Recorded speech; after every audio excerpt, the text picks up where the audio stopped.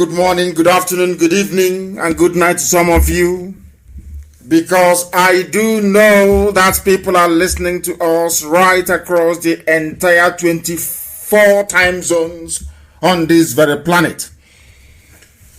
If you don't have your pen and paper ready, you will be doing yourself a great disservice. We have come here to lecture, we have come here to enlighten, we have come to tutor, we have come to debate, we have come to exchange ideas and views, we have come that we may become better people, we have come that the freedom of Biafra, freedom for Duduwa, freedom even for Awosa, freedom for the Middle Belt may become a reality in our time, given the inevitable precipitous collapse of the damnable zoological republic. We have come that we may bear witness to the everlasting kindness of the Most High. We have come that Biafra may be ushered in our time. We have come that those who have been enslaved, held down in bondage, may be set free. This evening, I welcome each and every one of you. I do recognize, of course, that for some of you, it could be your morning, it could be your afternoon, and to some of you even, it may be your night. But all of you are listening. The whole world is listening anytime we are on air.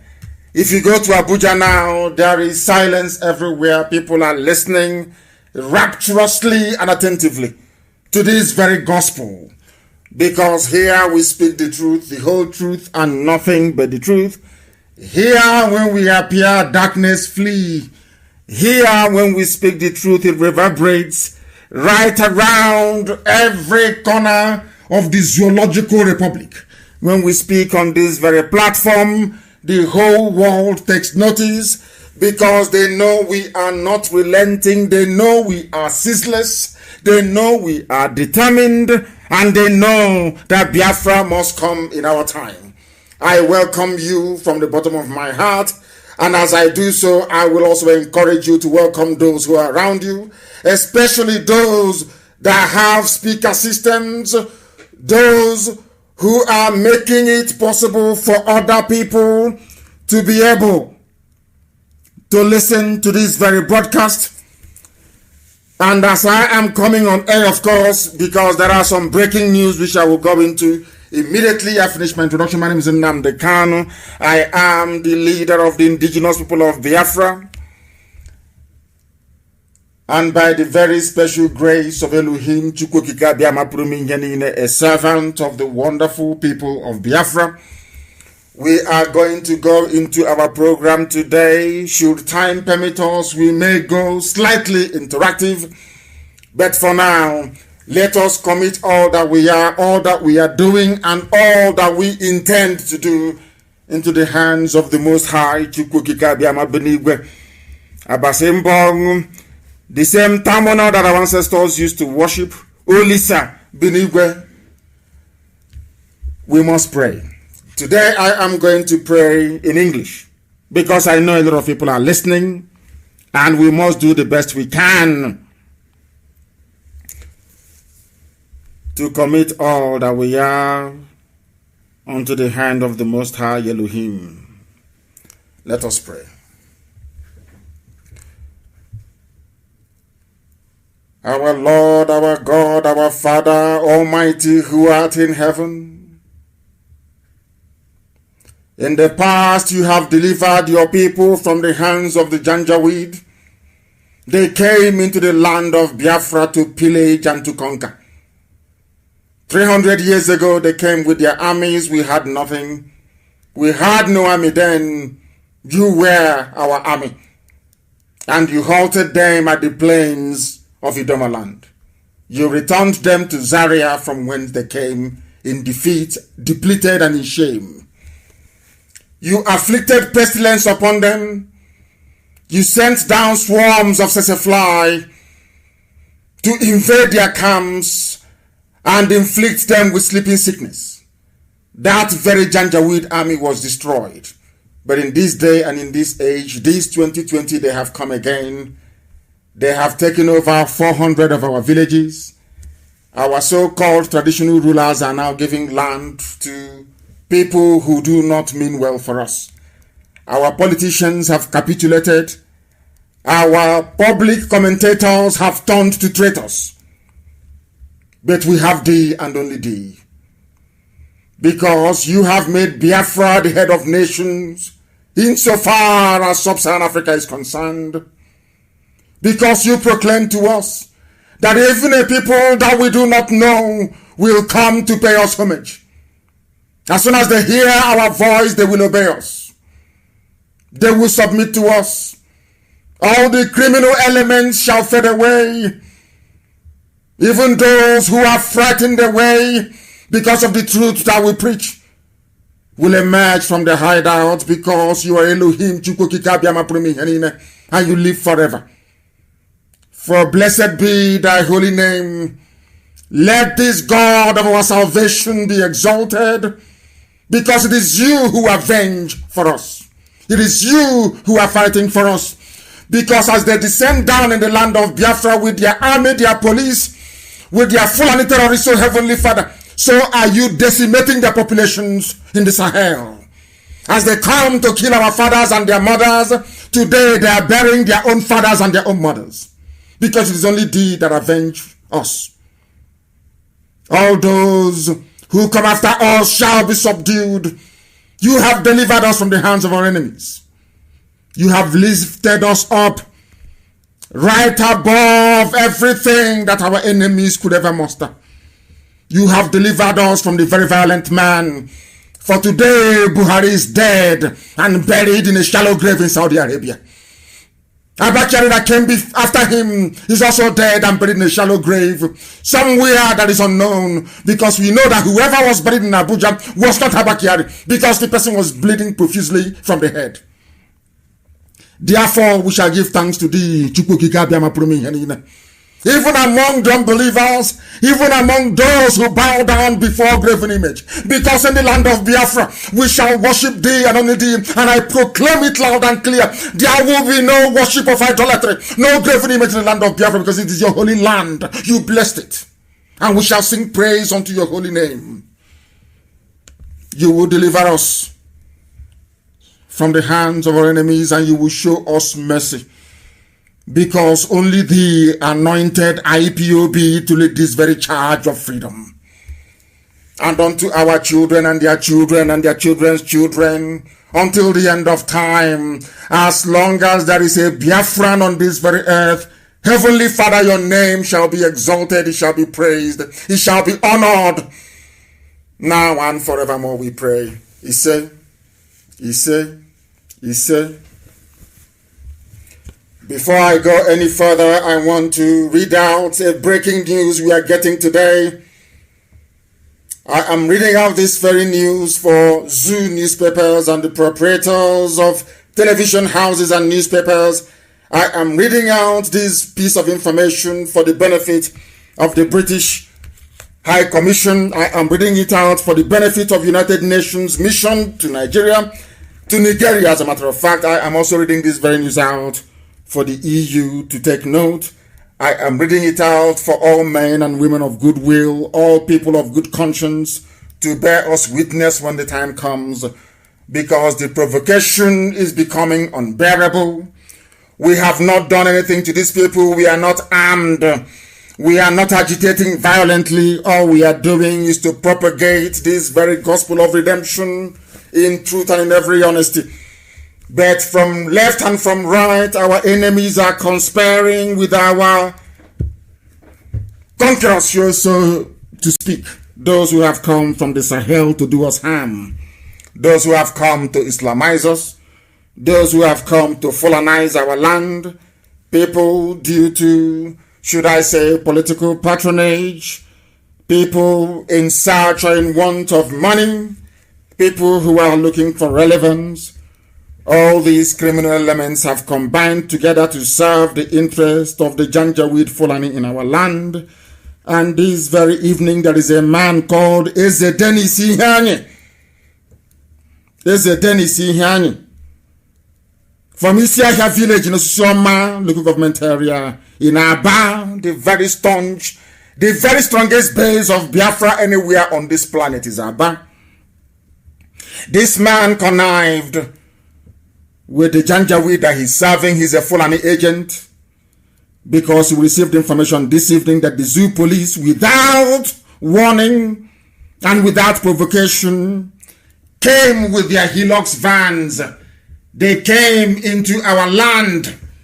They came into our meeting ground in Isiahia zone in Aba, in Abia Central Senatorial Zone, and have arrested many IPOB family members, including some women as well, without provocation. These are people who are putting Boko Haram and their terrorist groups through schools, giving them everything. Governors in the north are paying bandits, they call them. These are Fulani terrorists.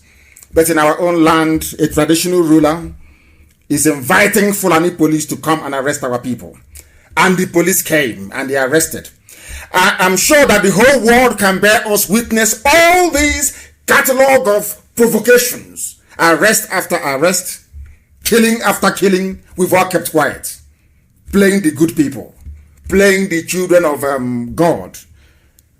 Playing to some extent those that say so, playing this script of being very peaceful. We've been doing it. They've been provoking us. So I want the UK government to listen very carefully. I know the UN is also in Abuja.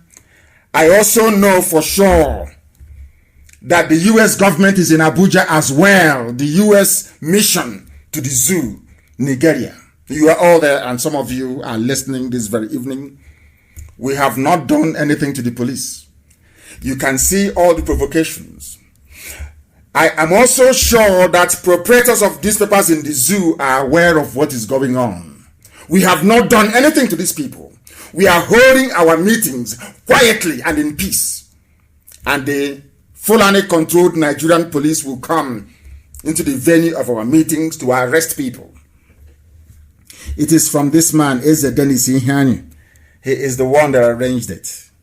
Do you see how our land is breathing? As one brother wrote 2 weeks ago, he said that there are saboteurs everywhere, there are traitors everywhere. But there is one unique thing about an Igbo traitor. That an Igbo traitor is mad.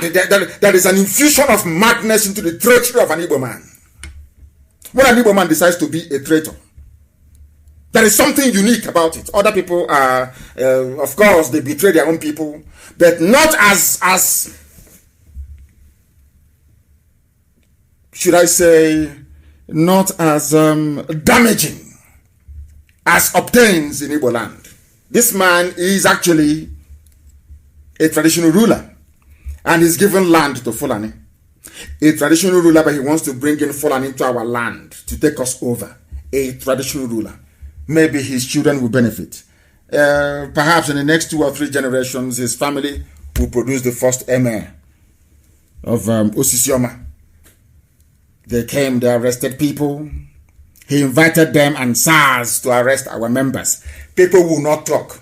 Those who will call me behind the scenes to say, oh, please calm down. Don't insult elders. They won't see this now. They won't hear it. When our own madness starts, they will start looking for who to call. This very man, if you know him, you tell him. And I'm saying it so that the whole world can hear. I'm giving him till 6 p.m. tomorrow for the release of all those people, or else you people will hear his story. The same way you'll be hearing the story of people of the so-called cult in Oba. So shall you hear the story of this man, Dennis Ihani, because enough is enough. This nonsense is too much. We will now begin to set example with these people. That thing that will happen in the year 2025, I want it to happen in 2020. That thing that will happen, that didn't happen. Let all the idiots who will come to phone me to tell me, oh, please take it easy. They are elders, all this rubbish. Tell this fool, this is a Dennis Ihani, that I am going to set an example with him. And I will damn the consequences. I will damn the consequences. And I will deal with this idiot. I will deal with him. That he may know that all of you stupid idiots giving land to the Janjaweed may learn. SARS in Aba, you are now running all over arresting. Now that you're provoking us, all the newspapers in the zoo, Nigeria, they're all quiet. Nobody's saying anything. Provocation after provocation. Fulani, they come into our land, they go to our forest, they rape our mothers, they abduct our daughters, they build their settlement. Nobody's talking. Everybody's silent. You've all gone deaf and dumb. The day I give the order and we rise up, you start complaining, you start grumbling, you start complaining. But now you're doing all these things, nobody wants to take note. Go and tell this Eze Dennis Ihianyi. Anywhere he is seen, he's in very big trouble.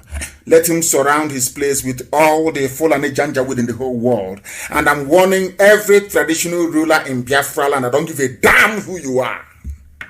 Once you invite Fulani into your community from today onwards, you are a gunner. From today. All of you selling land to Fulani, when I mean Biafra land, I mean all the way from Ebanke to Bakassi. From Ogoja, all the way to Opobo. We are not leaving any stone unturned. I am warning you tonight, any village we find a Fulani settlement, the traditional ruler of that village, the PG of that village will be in very serious trouble.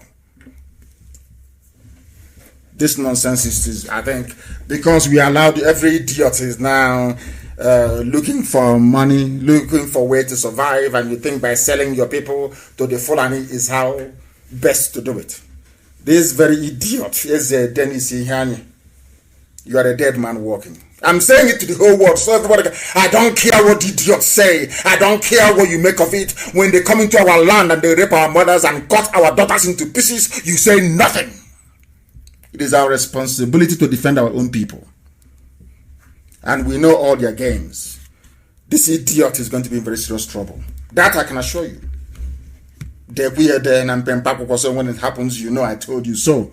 All of you, from today, we are going to catalog all those 400 villages where there are Fulani settlements, all their traditional rulers and their President General. You are all in trouble, all of you.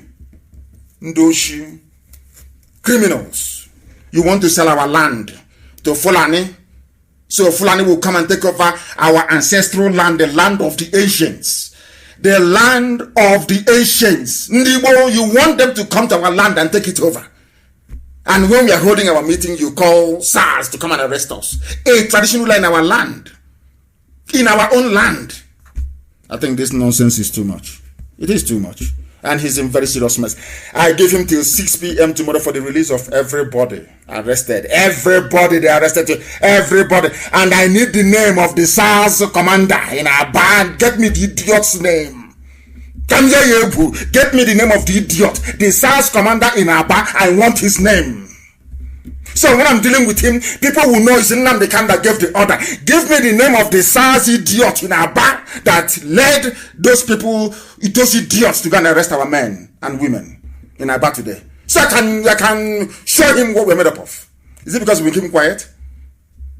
Every idiot will come and arrest and go free. I need the name of that very SARS, the SARS commander in Aba. I need his name. I need the idiot's name.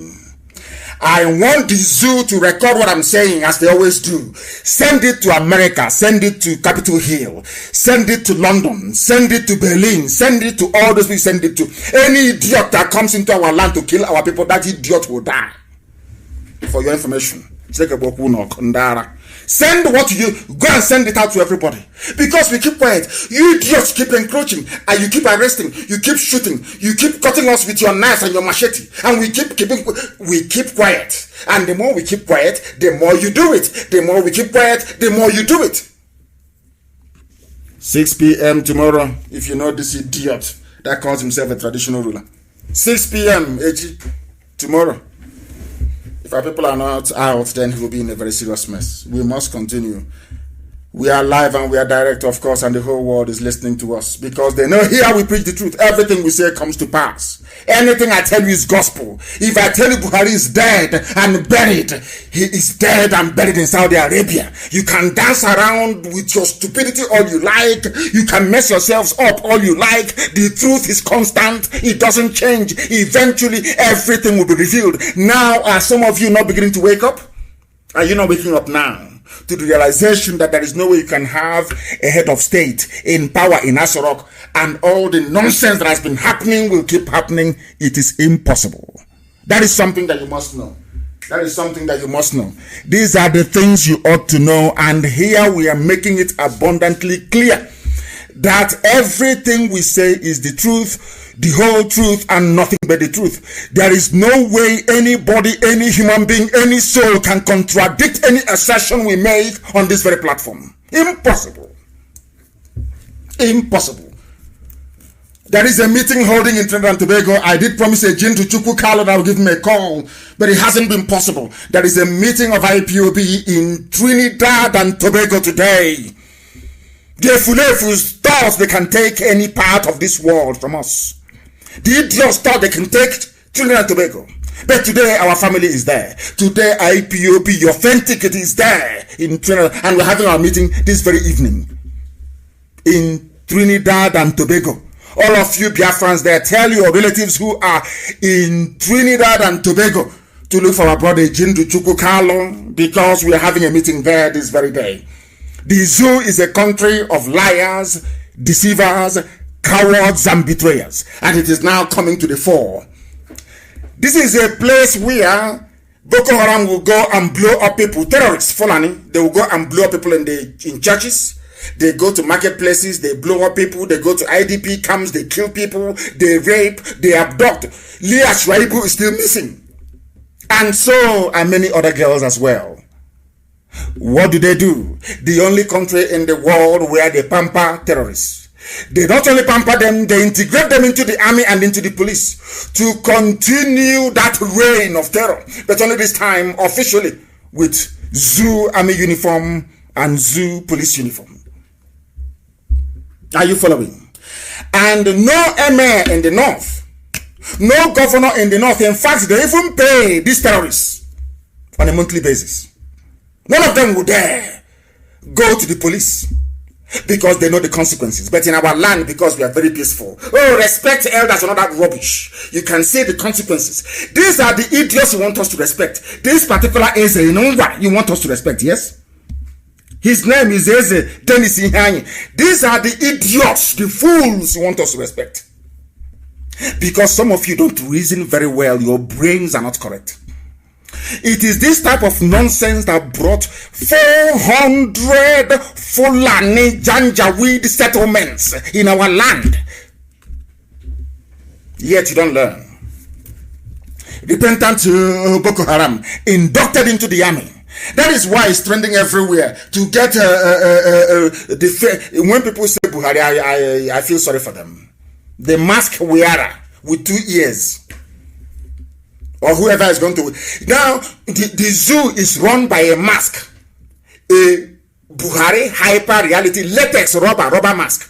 Anybody wearing it at any time is the president of Nigeria. If you give it to a little girl to wear, that little girl becomes the commander-in-chief in Nigeria. These are people that claim they went to school. All those morons in the zoo that claim they went to school. All of them. All of them. All of them. They don't know nothing.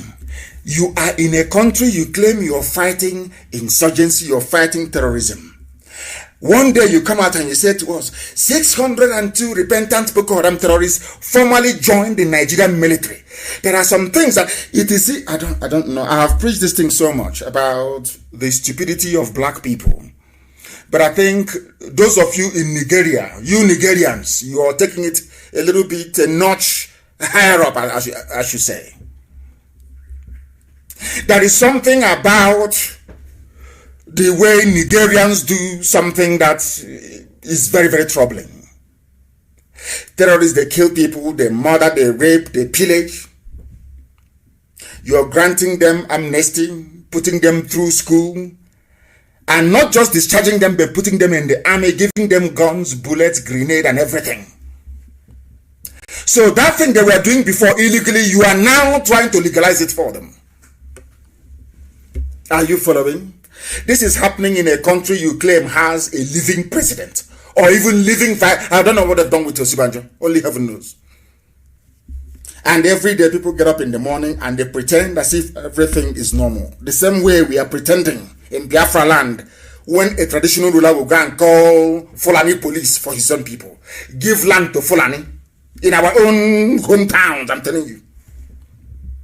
Everybody keeps quiet. Every idiot, they keep quiet. As if nothing is happening. Some of you may have heard about the explosions in Abakaliki, in Ebonyi yesterday. We are the Fulani, we are storing explosives. Go and ask them for Mahi, he will tell you. Go and ask the army in Ebonyi, they will tell you. The army in Abakaliki, they will tell you. They went there themselves. This is what our traditional rulers are doing, including this idiot. Dennis Ihani. He's a dead man walking. 602 Boko Haram freed. They took an oath of allegiance. That oath that some of you don't like. IPOB, you're always talking about oath.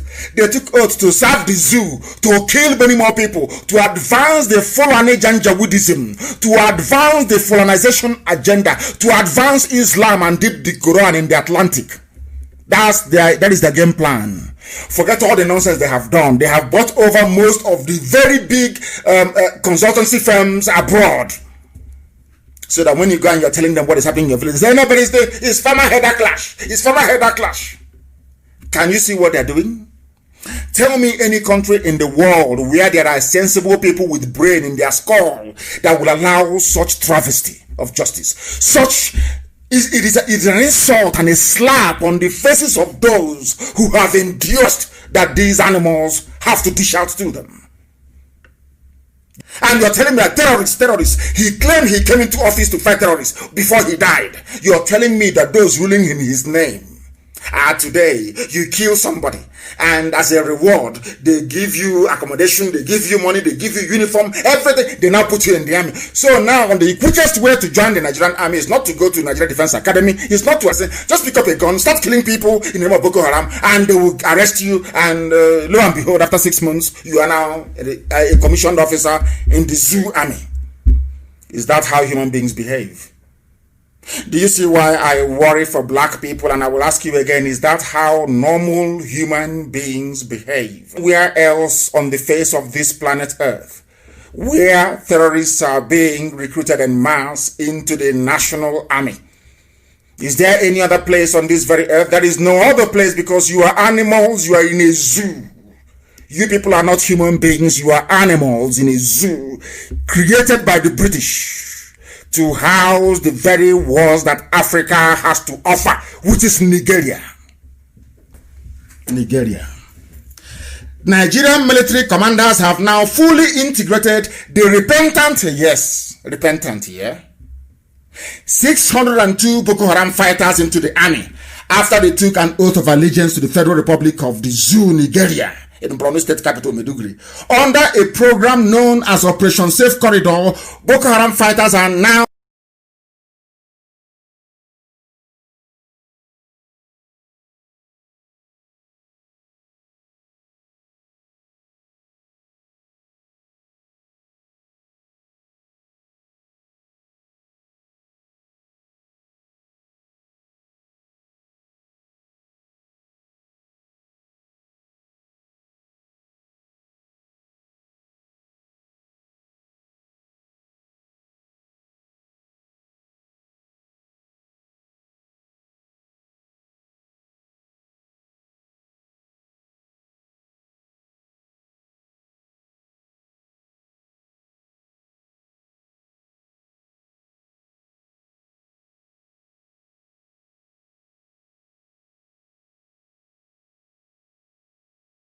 being granted amnesty if they lay down their arms. As part of the program, hundreds of them are being recruited into the military, where it is believed that their knowledge of the terrain will assist the zoo army in defeating Boko Haram. Of such people before in your life? Have you heard of such nonsense before in your entire life? Not as part of a comprehensive peace treaty or arrangement with Boko Haram, but you take, oh my goodness. Now, do you see, you bring in 602 terrorists into the army, so that when the likes of that helicopter pilot, the Yoruba girl, will now fly a combat mission, come back, they will kill her in the barracks. Who are the people killing normal soldiers in the barracks? Are they not Boko Haram? You can't go and kill their comrades and you come back to the barracks and they will let you go scot-free. Of course not, they will kill you.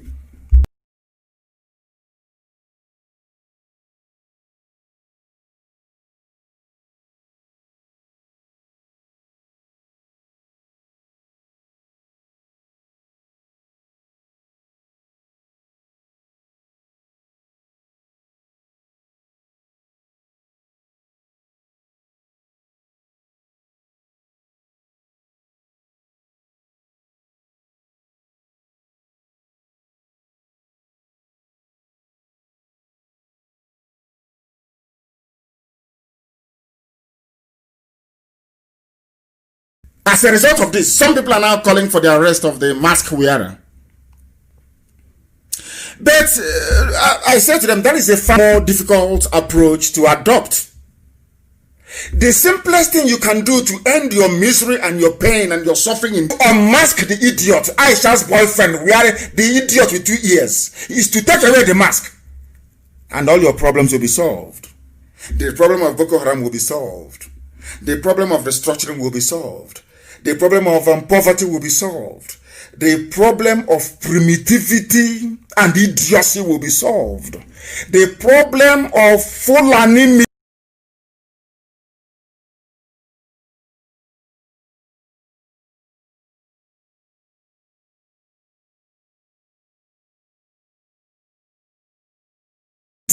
both in politics, in governance, and in economics will come to an end.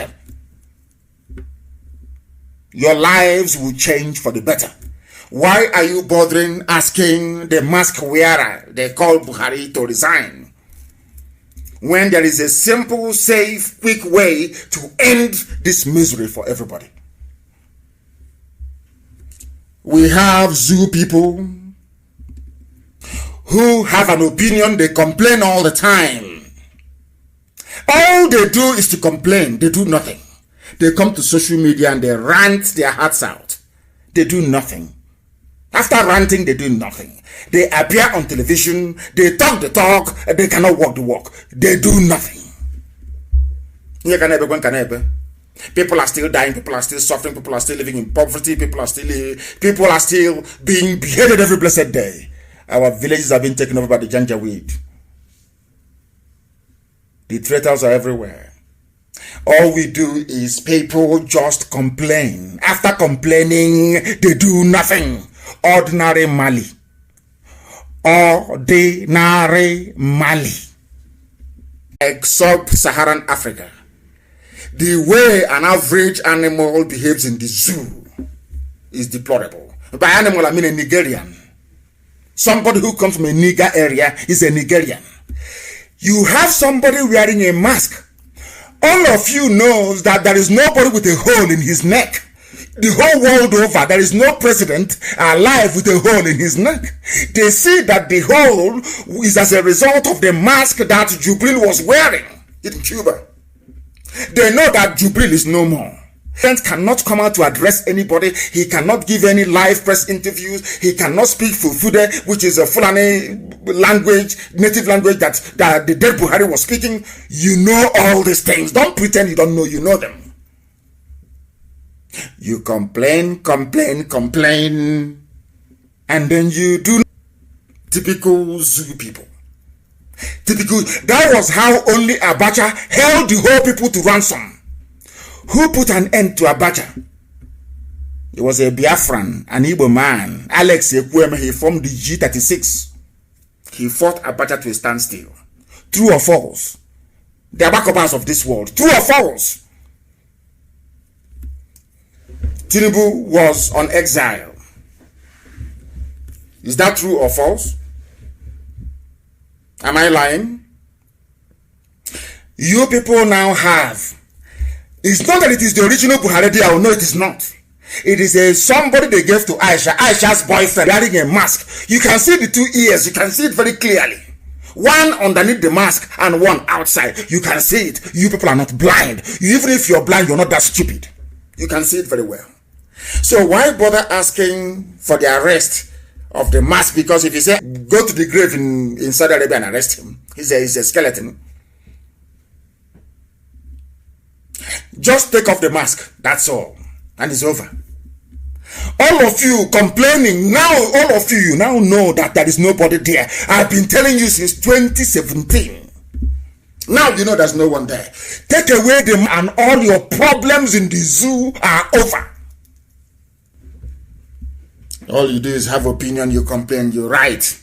Expose Aisha's boyfriend and it's game over. For the looters. Look at the fool and he's looting you dry every day. All you can do is to complain. This is too much, oh. What you're passing through is too much, oh. Oh dear.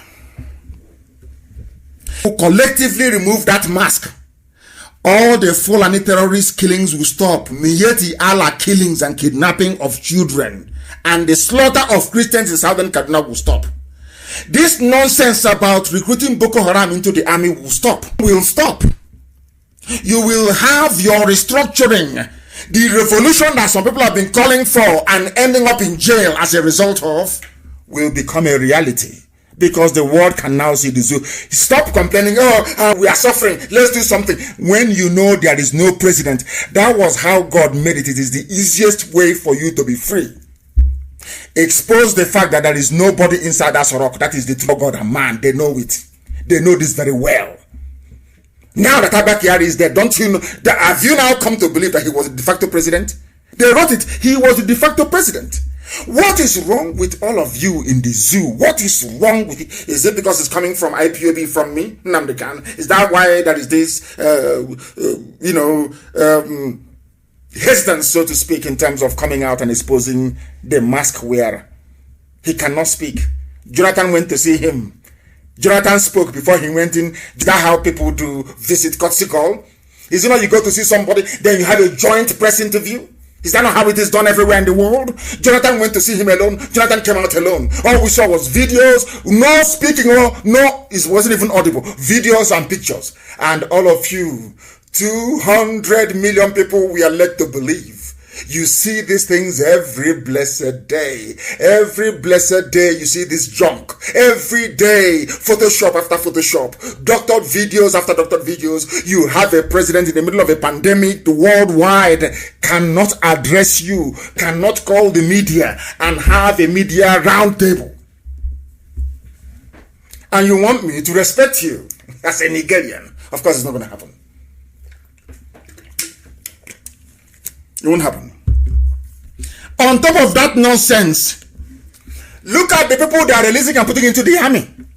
I want Britain to know, because I know Britain, they're playing God, they are God, they created Nigeria. How can a bunch of niggers come and destroy it? They're playing God. Only God can create a nation, but Britain came and created you people, you animals in the zoo, and you accepted it. That is what makes you an animal. Accepting what another man created. They are there, they are the ones remote controlling everything, they are the ones controlling the liver. The same Boko Haram that they are releasing and putting in the army, they executed 5-8 workers. So now what you're telling me is, tomorrow now, the same people that executed 8 workers will be in the Nigerian army. What is their qualification? The only qualification you need now to join the Nigerian army is to go and kill people. And you're telling me that Nigerians are normal people, these you Nigerians, that you're okay in the brain, that your brains are normal? Is that what you're telling me? Is that what you're telling me? You Nigerians, are you normal? Of course you're not normal and can never ever be. Can never ever be. People being recruited into the army. And somebody is telling me that you Nigerians, you zoo animals, you're normal. Of course you're not. You cannot be normal. You know, when I push you out, I'll show you where to land. People say, oh, why do you call Nigeria a zoo? Why don't you have regard for people of Nigeria? I said to them, because they don't reason like human beings. They don't behave or act like normal human beings. Impossible. Something that, if you ask your typical Nigerian about Mali, they'll put Mali down. They are nothing. They are backwards. We are the giant of Africa. We are the, should I say, giant fools of Africa. But they can demonstrate and call for the resignation of the president. But all of you, all you can do it is on Twitter and Facebook, hashtag. Can you come out on the streets? Of course not. And when people summon the courage that majority of you don't have and come out on the street, you start to disparage them. You start to castigate them. A typical black baboon. That's the way they are. Now you execute aid workers and all of a sudden you are recruited into the Nigerian army. That is the best way for you to get going in life. If you want to succeed in life, go and kill and straight into the army. That is the trade-off. Execute somebody, straight off you're into the Nigerian army. And tomorrow you become a major general. You know, they are quota general in the zoo. This is what I've been trying to explain to sensible people. I'm sure there are a few sensible people scattered across the zoo. This is what I've been trying to get you to understand. That the longer you remain in this union, this is going to be... Can you imagine you go, you execute people, you come back, you now join the army? And meanwhile, there's no president, and there's no vice. And I am strongly believing that something terrible has happened to Shibajo. Have you seen him? You have not seen the president and there's no vice. All you hear every day is looting. 4.4 trillion, 8.9 trillion. Every blessed day. Who is looting? Fulani. Who is persecuting? Fulani. Or their lackeys from the south. People wake up and they say, I am a Nigerian.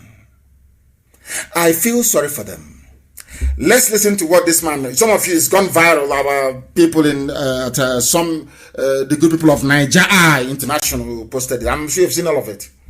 I want to play it again so you will hear that I said every time I say something, you see a fulefu, all these idiots, their father has no fixed address, giving birth after the war.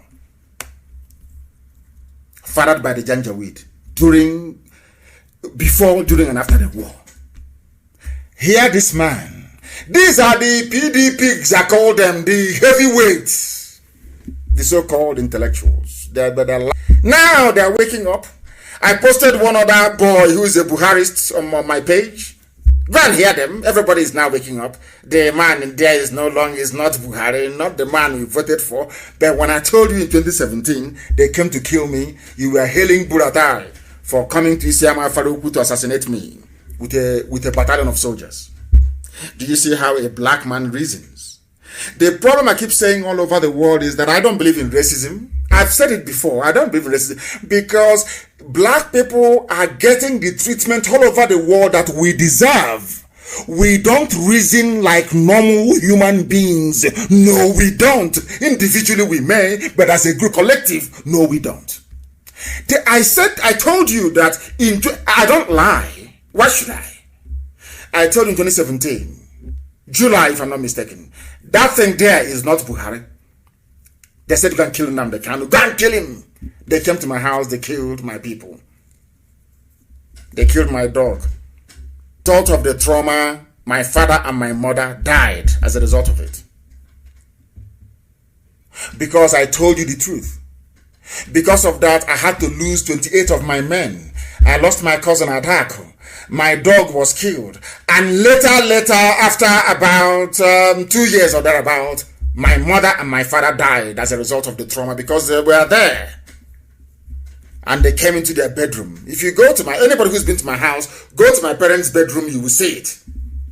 Bullet holes everywhere. My father and my mother were there as they were shooting. Fulani people. They came to kill because I told you the truth. Today, what is happening? Let's hear what is happening. That truth I told that they wanted to kill me because of it. Let us hear what the people are now making of it. Please, do bear with me. Listen. Well, the fight of this government against corruption has been based primarily on rhetorics. The real thing on the floor, just as I'm telling you, we're talking about small NDDCO.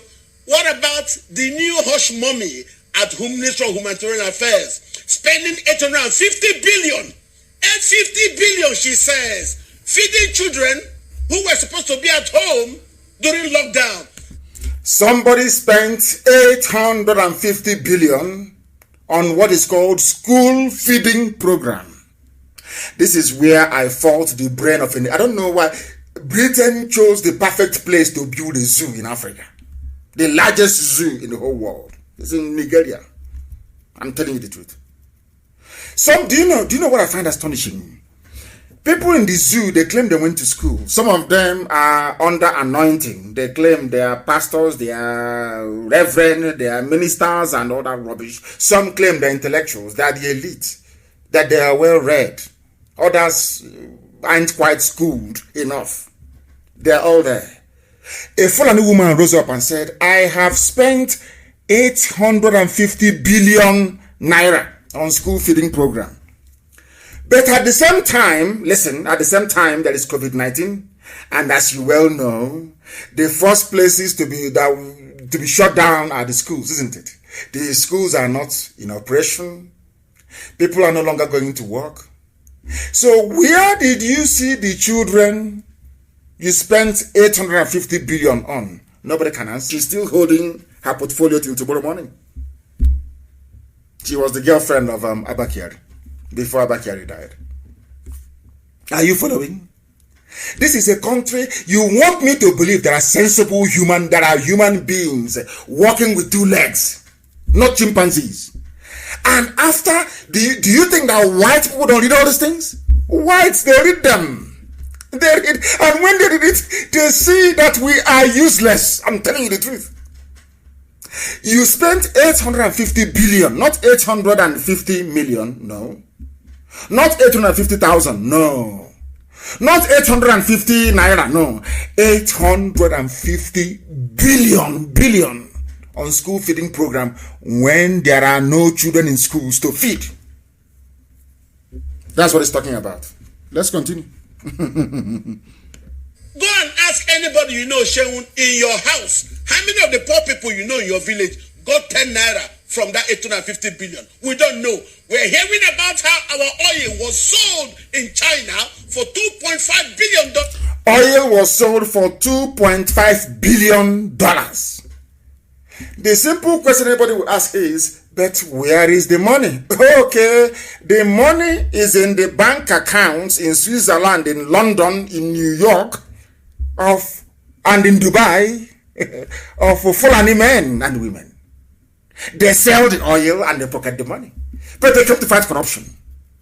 And there are 200 million people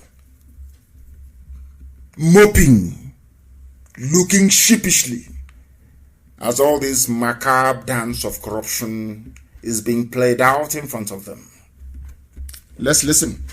And money shared among members of the government.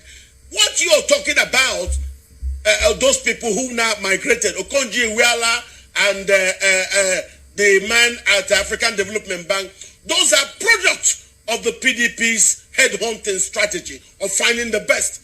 Who can you talk about in this current government? Nothing. Everybody in this government are competing to outdo each other in terms of corruption. This is what we're saying. A house is not a home if nobody lives inside it.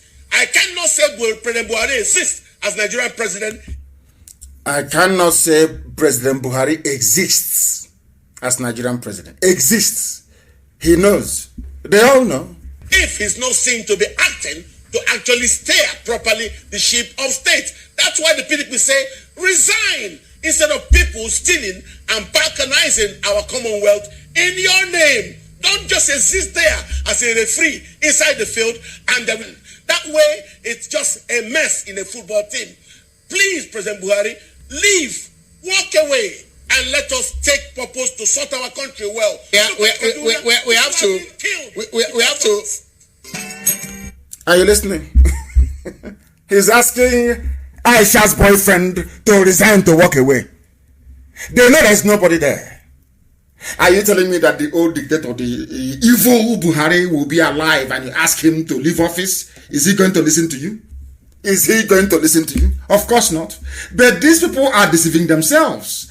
They are deceiving themselves and they know it. Everybody, all of them, and talking rubbish every blessed day. What is that rubbish they are talking? It is this very one. They know that Buhari doesn't exist. Is it right Listen. for your party to say that this government is covering up corruption and ask for the president's resignation? Is that right? Yes, it's very correct. We had Goodluck Jonathan administration. Today we have Muhammadu Buhari administration. On paper. Borrowing the word of the former grass cutter, he said, what presidency? So what we are saying is this particular presidency doesn't seem to exist. Are you listening? He doesn't want to say that Buhari doesn't exist. Just said presidency doesn't exist. Listen. Guiding the statecraft. We cannot see Buhari. He's missing in action. That's why you've seen the hush mommy at Ministry of Humanitarian Affairs saying that she spent 850 billion. Nobody can see him. All you see him is he's like coronavirus on paper, newspaper, and TV. You can never see him as a person. You can never reference him and say, oh, there was a disaster so and so place, the president was there. What does that tell you about the zoo? That some of you call a country. The zoo, Nigeria. What does that tell you about the zoo? That was how they came and they lied to all of you. Igbo man love money. Igbo man want to dominate you. Have you forgotten that as well? Do you see how they manipulate you? Igbo man love money. Igbo man like stealing. Igbo man this, Igbo man that. Look at Ibrahim Lamode, Ibrahim Madu, Abubakar Malami, and all the rest. Tinubu, it is a bullion van, Ganduje, all the rest of them. Are they Igbo people? Did Fulani not convince some of you that listening to me, some of you who are listening to me right now, that Igbo man loves money so much? If you see an Igbo man lying down and you jiggle a bit of coins in his ears, if he doesn't wake up, you know he's truly dead. A propaganda that they developed, embellished, and planted in your warped minds for years. Today, who is looting the treasury dry? I say, who is looting, even on that Shagari did something, who is looting the treasury dry today? They are looters, but they don't love money. They have their accounts in Dubai, in London, everywhere, their mansions, but they don't love money. Is an Igbo man struggling and opening a business or a factory that loves money? Do you see what I call reverse reasoning of a black man? Always in reverse. Everything we do is in reverse. People struggling, trying to make their lives better, opening small businesses and taking on people and training them. They love money. Yes, somebody working hard every blessed day, they go and they open their business, they are working very hard, they love money. But somebody who has no occupation, no handiwork, just goes into central bank and collects $2 billion. He doesn't love money. It's you that is struggling to open your chemist, struggling to open your warehouse, struggling to open your car spare parts shop. But somebody with nothing in life than connection to the caliphate can walk into central bank and walk away with 2 billion, and he doesn't love money, or she doesn't love money, or as the man called Hush Mommy doesn't love money. Yeah, is a hard working, struggling Biafran man or woman that loves money. These are some of the nonsense we have come to correct, and they know it. The same way they lie. Igbo man is domineering. He's going to dominate you. He wants to go into Niger Delta. He wants to take over Niger Delta. And because they know, as well as the British, only an Igbo man can rise up to fight injustice. I'm not trying to put other people down. I'm being honest with you. I'm not trying to put anybody down, but that is a fact. Do you know why? All the independence in the Americas, from Haiti, Web du Bois in the USA, were led by Igbo descendants. All of them. Because an Igbo man hates injustice. That's a genuine, not all this umokoko, this flafus, all these refraps, selling our land to Fulani. A genuine, pure, clean Igbo man hates injustice. Were to be alive, you will see him very angry.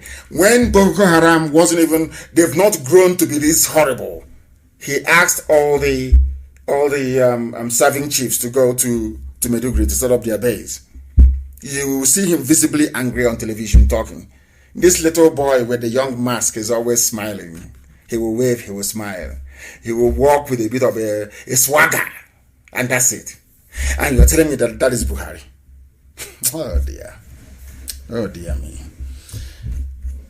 When a white man treats you very badly, don't blame him or her. A white man or white woman, because they see these things that we are seeing. If I'm a white person or an Asian or Latino, whatever they call them, believe you me, I will not allow black people to come close to me. After seeing what I'm saying, heaven knows I can't allow them to come close to me. There is something wrong with them. Human beings don't behave like this. How can you claim that somebody is your, and he has 2 ears? 2 ears. Two, not one. A hole in his neck. I told them, don't bring out that thing. Any day you bring him out, we will expose you. Our own analyst is far more superior to anything that Asoro can afford. Anyhow you dress up Aisha Buhari's boyfriend as Buhari and you bring him out, we will identify the faults for you. No matter how you do it. I warned them, don't bring him out, and they brought the idiot out. And we have disgraced them. A man with 2 ears. 2 ears. All of you are just looking. I asked them, how about the hole in the neck? The Buhari you know, did he have any hole in his neck? I am asking zoo journalists, Nigerian journalists, they cannot answer. Yes, somebody woke up and said, oh, I'm writing to Mr. President. President Muhammadu Buhari. You know he's not there. Now listen, the national chairman expressed sadness that Nigeria has become a nation whose citizens are without a government. The opposition leader said this in a media chat briefing at the party's national secretariat in Abuja on Friday. At the press briefing tagged Nigeria, a free fall as corruption, insecurity engulfs our nation, the PDP chairman said it is now evident that the Buhari government has run out of propaganda with regards to the worsening situation in the country. In other words, there is no president. He is referring to them as Buhari administration. There's nobody there. They call them presidency. Presidency sends condolence message.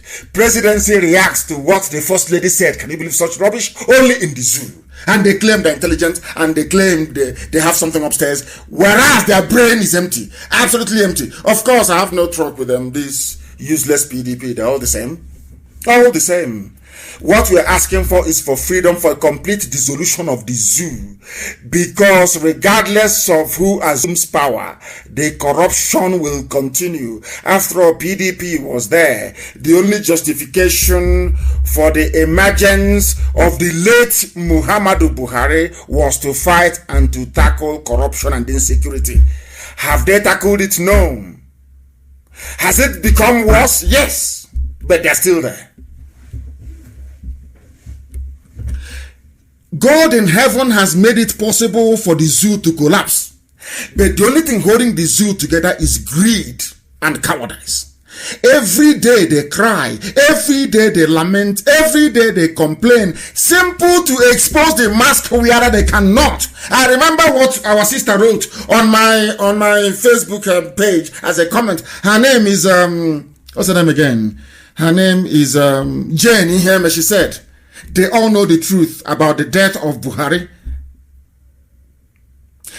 Hausas do not want to speak out so they don't lose power. As in the case of Yaradua and Fulani. Fulani don't want to come out and say Buhari is no longer there because they don't want what happened under Yaradua to happen again. The Oduduwas do not want to speak out because of Tinubu's 2023 political ambition. I'm sure that now is in tatters. And I welcome, as I keep saying all the time, this new breed, very vibrant, lively generation of Oduduwa fighting for Oduduwa Republic. I commend them immensely. Then there are the classic Igbo Efunefu, when the Baba in betrayal, these ones, they have PhD in treachery and betrayal.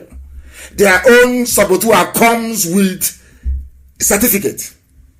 President, they know they cannot be anything but just any crumb that can fall from the master's table by letting people go their separate ways. The situation is now worse than it was under Abacha. Abacha wasn't this way. It's now worse now than it was under Abacha. Under Abacha, there was no mass murder and enabling of terrorists. No. As this very illegitimate regime is now doing. Only heaven knows what they have done with Osinbajo and his body.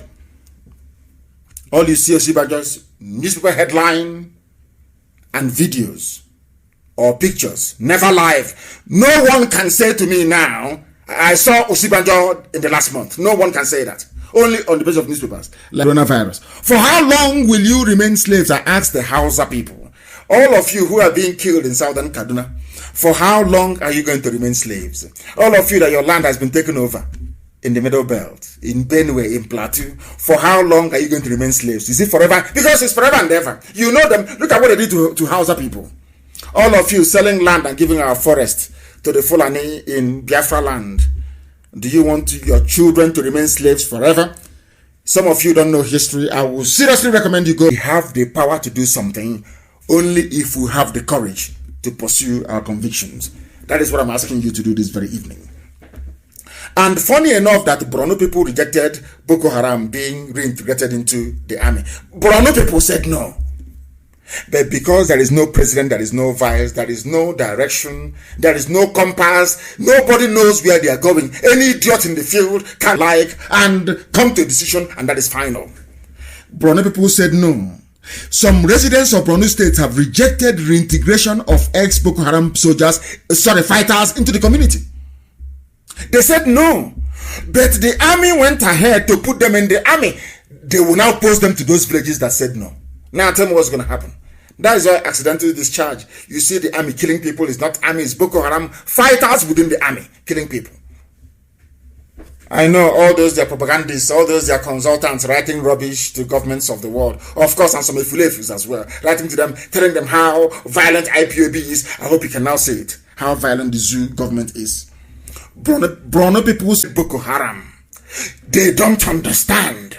Because, you know, a white man doesn't believe that as a statesman serving his or her country, that they will now come out to try to undermine the quality of that very society. They don't know who black people are. I think that the problem is that some white people don't understand how we behave. Sometimes we behave in a way that is detrimental to our own well-being, and we don't care. As long as we are benefiting from it, the rest of the people can go to hell. I call it the slave trade mentality of a black man. A black man sold black people to whites, not the other way around. To be arrested. Because the people that are running the regime under his name are releasing killers, terrorists. And only a few days ago, the same people they claim they are rehabilitating and putting in the army, they killed and beheaded 8 workers. How else do you want me to explain it before you understand? How? I keep asking you. How do you want me to explain it to you? He was reacting. Even as Secondus, as I mentioned earlier, was saying fall as the zoo, Nigeria, is in a free fall as corruption, insecurity engulfs the animals in the zoo. The British created laboratory animals in the zoo because all of you are products of Britain. Britain created you. They own you. But what they did was to simply hand money to say to Fulani, manage your fellow animals for us. All of you in the zoo, all of you in Nigeria, you are all British wild beasts in a cage called Nigeria. Your president, so-called, is releasing terrorists. Now you know that. And I'm asking, listen, we Biafrans are complaining. Oduduwa people are complaining. Even the Yorubas amongst them are complaining, saying, oh, we want restructuring. You are all cowards. To IPOB to do. All you need to do in the zoo, all of us, we Biafrans, Oduduwa, Middle Belt, I'm not asking you to do anything, any abracadabra, anything too difficult. All we need to do is to stand on the fact that Aso Rock is empty. There is nobody there. We take off that mask that Aisha's boyfriend is wearing. All this house of cards will come tumbling down. The Guardian newspaper, I don't know what came over them. In the past, they ran something called Buhari's body double suspicion with all the pictures we had published, all the pictures I tweeted about the person there not being, you can see it with your 2 eyes, if your eyes are open. How they have managed to hold on to this, I don't understand. That is a fact of life. Go there and sit for it. Now they know. But are we all going to rise up at the same time to say enough is enough? That's the only key. That's the only thing holding. And I'm calling for that this night. We must all rise up as one people to say enough is enough. Then everybody will go back to their villages, their towns, their nations and build it. Not this stupid British experiment. This nonsense Nigeria. Even your name. Good afternoon, sir. Good evening from here. Please go ahead and make an announcement. I'm in the middle of a broadcast. Go ahead. Okay, sir.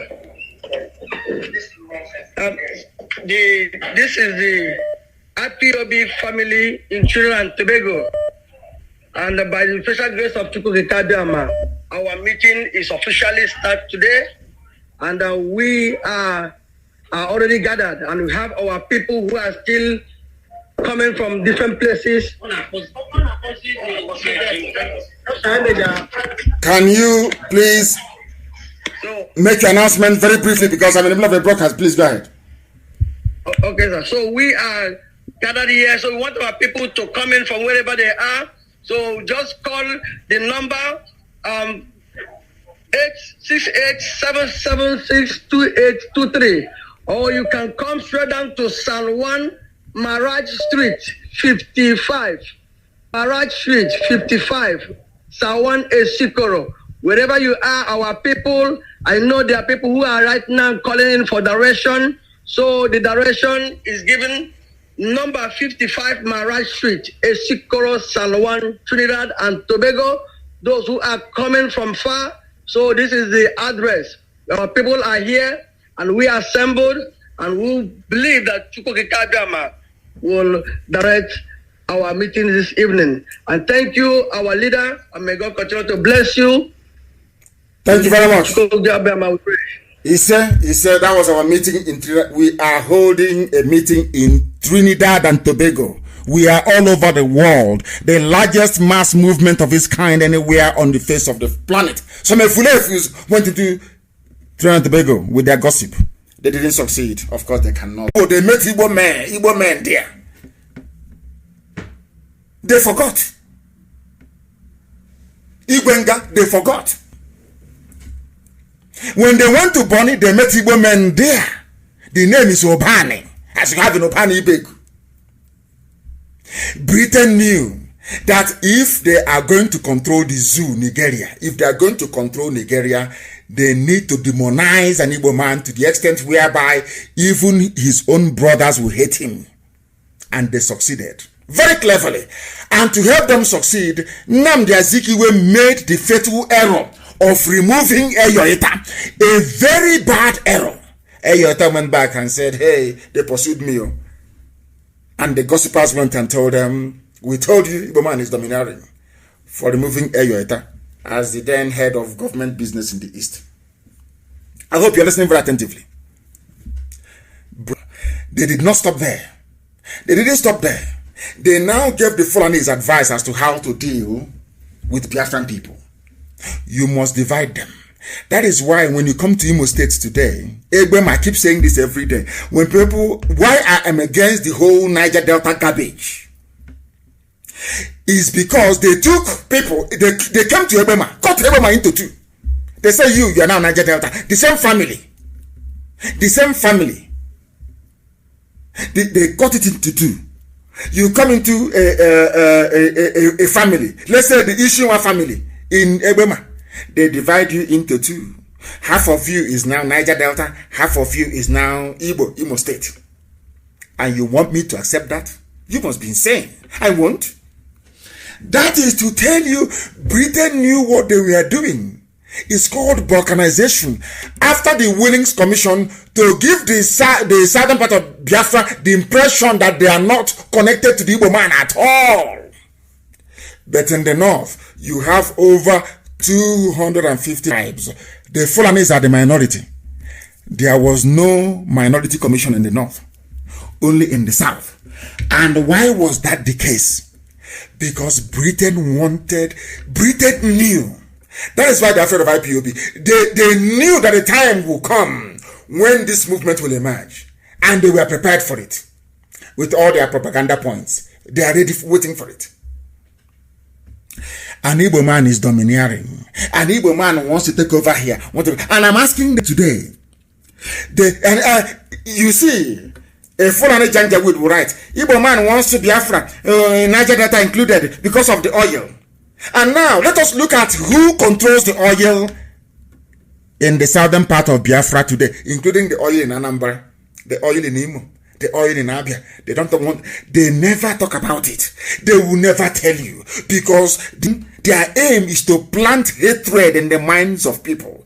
The same way they tried but failed to plant hatred for IPOB in the minds of Biafrans. They failed because we are live on air almost every day.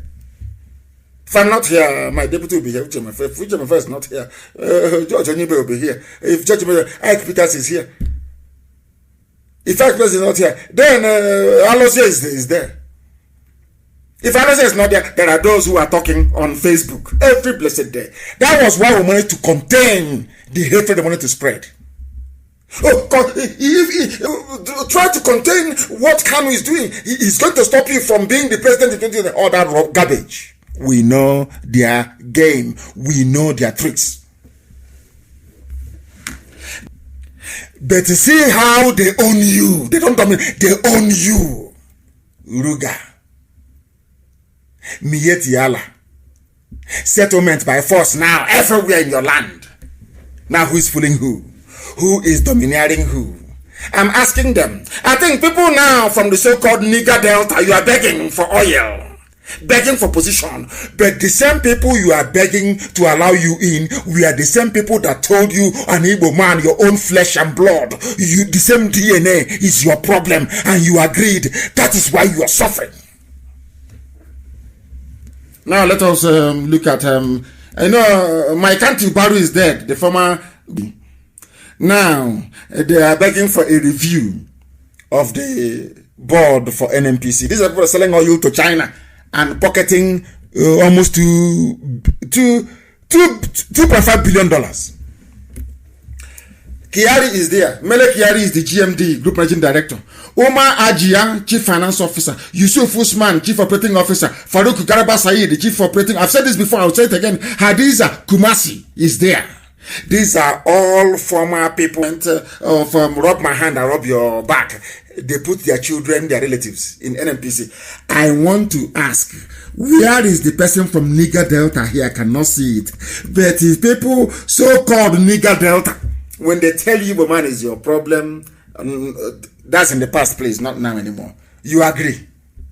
But look at NNPC. They told the Igbo man wants you for your oil. But let us look at the oil sector and look at those who are dominating it. It is always full and it is here now. Very clear in black and white. Inua Waya, Musa Lawan, Mansour Sambo, Lawai Sade, Malami Shehu, Muhammad Abba, Abdul Kader Ahmed, Salihu. You will even think this owned by Saudi Arabians, but the names are answering. But these are the same people that told you an Igbo man is your problem. Do you see how they roll? Do you see how foolish all of you are? Niger Delta, do you see the level of foolishness you have? The white man came. But during slavery, when you were dominating you? No, of course not. But all of a sudden, the white man came, encountered the Kumeku, fought their way all the way to Lokoja. Every inch they had to fight. They knew that the key to freedom lay with the Igbo man. They proceeded to plant hate in the minds of people. Look at where you are today. And I'm very sorry to say that I am an Igbo man. And I'm leading the movement that is trying to free all of you from your self-imposed bondage due to ignorance, due to your ignorance. Look at them, oil sector. They are the ones in oil sector. They are the ones dominating it. They are the ones making your life. See how they are banging your heads all over the place because of your stupidity and your self-hate. That's why they control you. You were there and saw, they came and told you, Igbo man is your problem. And you agreed. Yes. So anytime they do something, if you want, look at an Igbo man, if you talk too much, Igbo man will dominate you. And that is why you are in the mess you're in today. In the mess you're in today, all of you. Nepotism of the hair starter. Look at Abakiari family is there. Look at Kumasi, the former IG of police. All of them, they are there. Mustafa, Yakub, all of them, they are there. The same families. Every time after them, their children, they come out and they tell you, oh, one Nigeria, and you agree because you're foolish. Because you are foolish. Because you cannot reason very well. They are saying one Nigeria because they want their children to continue to control NNPC. They are driving baby Bentleys. They have mansions in Dubai, all over Europe. They want to look man, go and see his mansion in Austria, for goodness sake. These people are loaded not out of hard work, but by stealing from the national treasury. And if you thought one Nigeria, one Nigeria, and all of you agree, you buy into that garbage, and you are in the mess you are in today. And you want somebody to feel sorry for you? You must be dreaming. You must be dreaming, I tell you. You must be dreaming. With this very nonsense in place by the Fulani, somebody call it the Fulani Obducracy, whatever nonsense is called. The same way they said, Igbo man has no land. You remember that same propaganda? Hey, you have no land, though. Don't try to secede, though. You have no land. But you have settlement in 400 of my villages. The same people that has no land, Fulani are coming and building their thatch houses in our forest. But I thought you said we have no land before. Fulani said we have no land. They have no land. But then what are you doing in my land, taking the few that we have, since you claim we have no land? Do you see how they turn your brain? They spend time and years perfecting their lies, and they keep feeding it, drip feeding through the media all the time. Igbos, you have no land. Yes, we have no land, but you want to go in our place. Now we have no land. You use your trailer to bring in your people under the cover of COVID-19, and now there are 400 Fulani settlements in Biafra land, illegal settlements.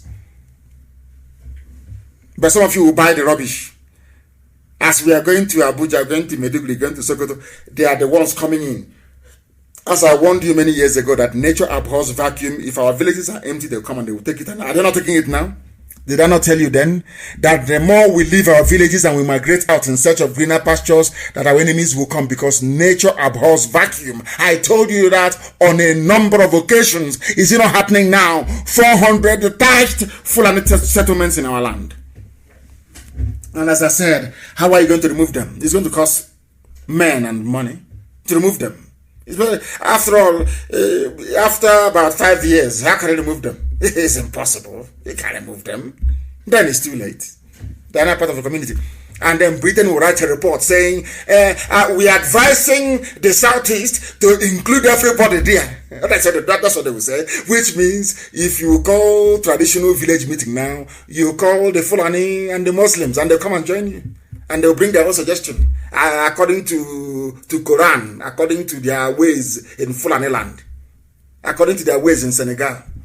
And it's over for us. This is something the Efulefu cannot understand.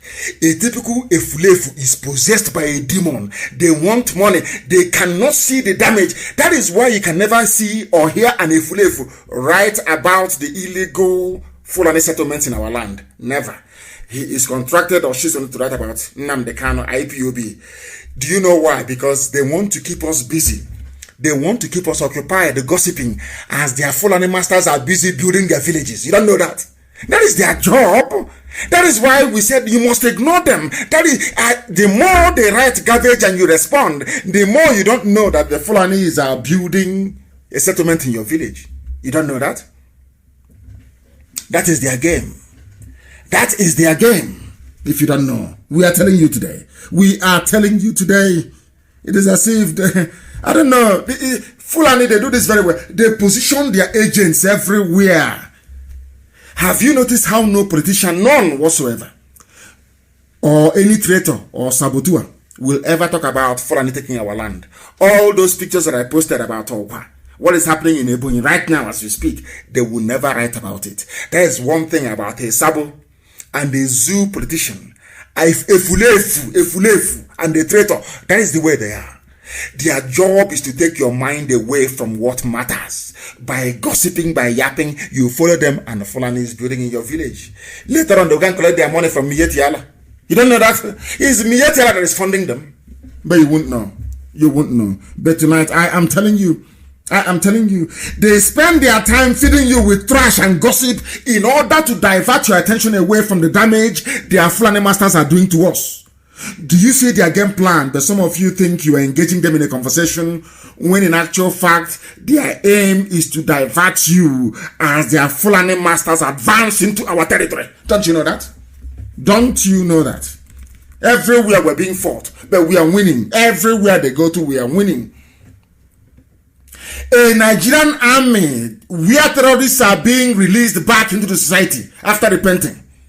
Operation Safe Corridor. What is safe about it? A terrorist. Unbelievable. This is the British created Nigeria.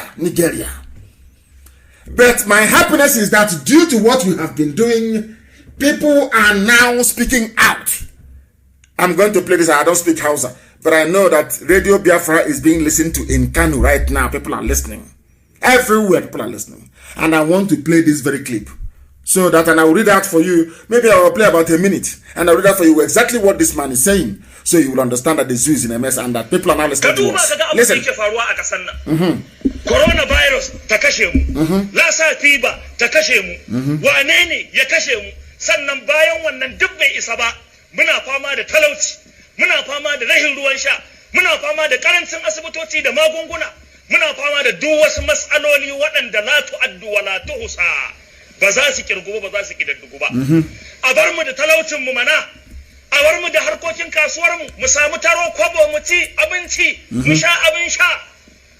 A bar mu da karancin rashin ruwan sha da muke fama da shi a kasar mu. He is speaking Hausa language and I'll tell you what he's saying exactly. This man is saying, what is happening in Nigeria? He's asking, what is happening? There are so many troubles in this country and we are losing patience. This is an Hausa man. Day and night, there is no rest for the people. We are suffering too much. They keep lying to us about everything. As COVID-19 came, we are worse hit. Lassa fever came, same thing. We in the north are always at the receiving end. Every sickness that comes, we are the worst hit. When you try to contest the many lies, they will quickly use our religious leaders to calm us down. You see what they're doing? Janjaweed. And who are the religious leaders in the north? All Fulani, because an Hausa man cannot lead a prayer when there is a Fulani person there. Are you aware of that in a mosque? That is, people don't know that Hausas are living like slaves. Hausa people are more or less slaves. Forget that you may see them in the army or in the customs or whatever, doing the bidding of the Fulani, because some of them don't know they are slaves. Ask any Hausa person you know. If we go to a mosque now to go and pray the Juma prayers on a Friday, and as a Fulani man there, will you lead the prayers? The same way that a Yoruba man cannot lead prayers in a mosque when there is a Hausa man there or a Fulani man there. It's given. Are you aware of that? He is saying they will use our religious leaders to calm us down. Now we are battling with poverty, no good drinking, as they are the ones looting billions. So the people that claim that they are their leaders are the ones looting billions. This Hausa man is telling you he's very upset. He's very, very upset. We have no drinking water. We have no water to bathe. No good health facility. No single drug in hospital. Hospitals are shut down. Nothing at all. We are tired and we must change our ways. Hausa man is speaking. Maybe a student of Radio Biafra. Who knows? People are now waking up. Remember when they said us, don't say anything. Don't speak. Don't talk on radio. You see? You see that people are now beginning to be enlightened. That was our mission. Not to cheat anybody. Not to make life hell for anybody. Forget all the propaganda. They are telling you, they want Biafra, they hate everybody else. No. We love you. Everybody, we want everybody to be free.